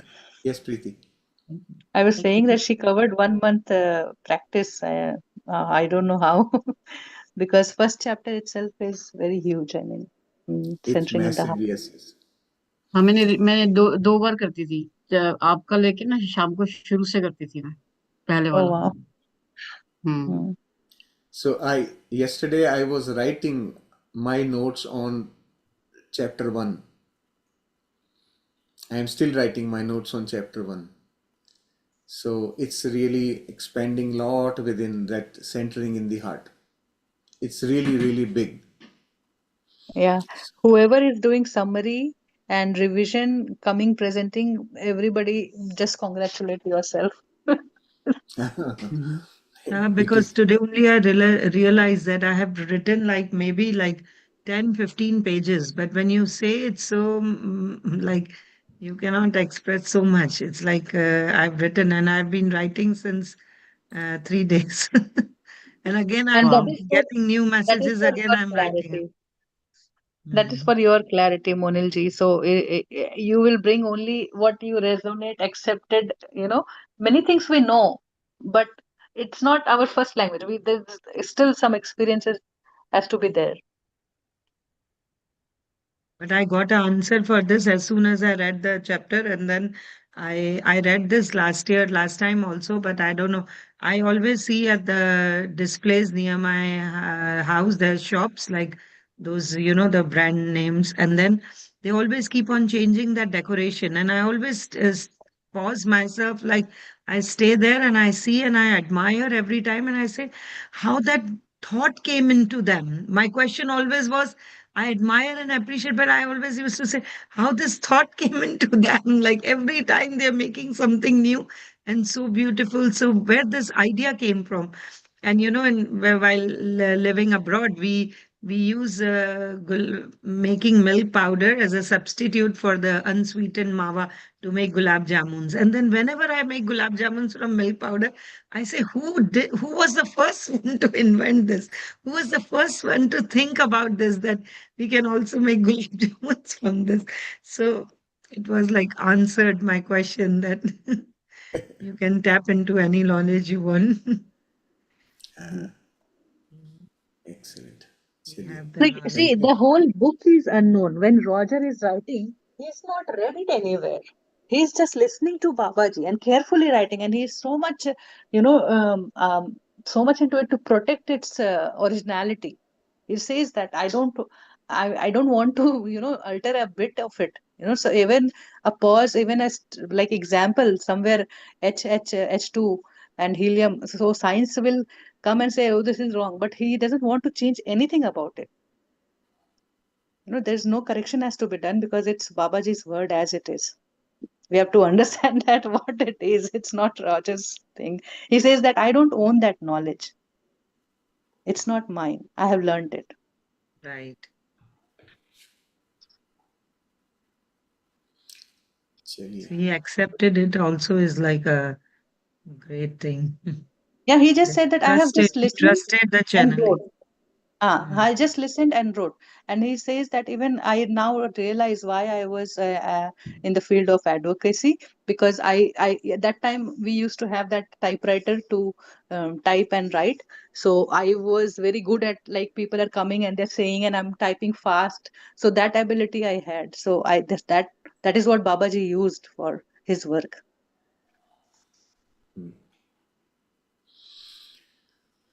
Okay. Good. Thank you. Thank you. Thank you so much, Masters.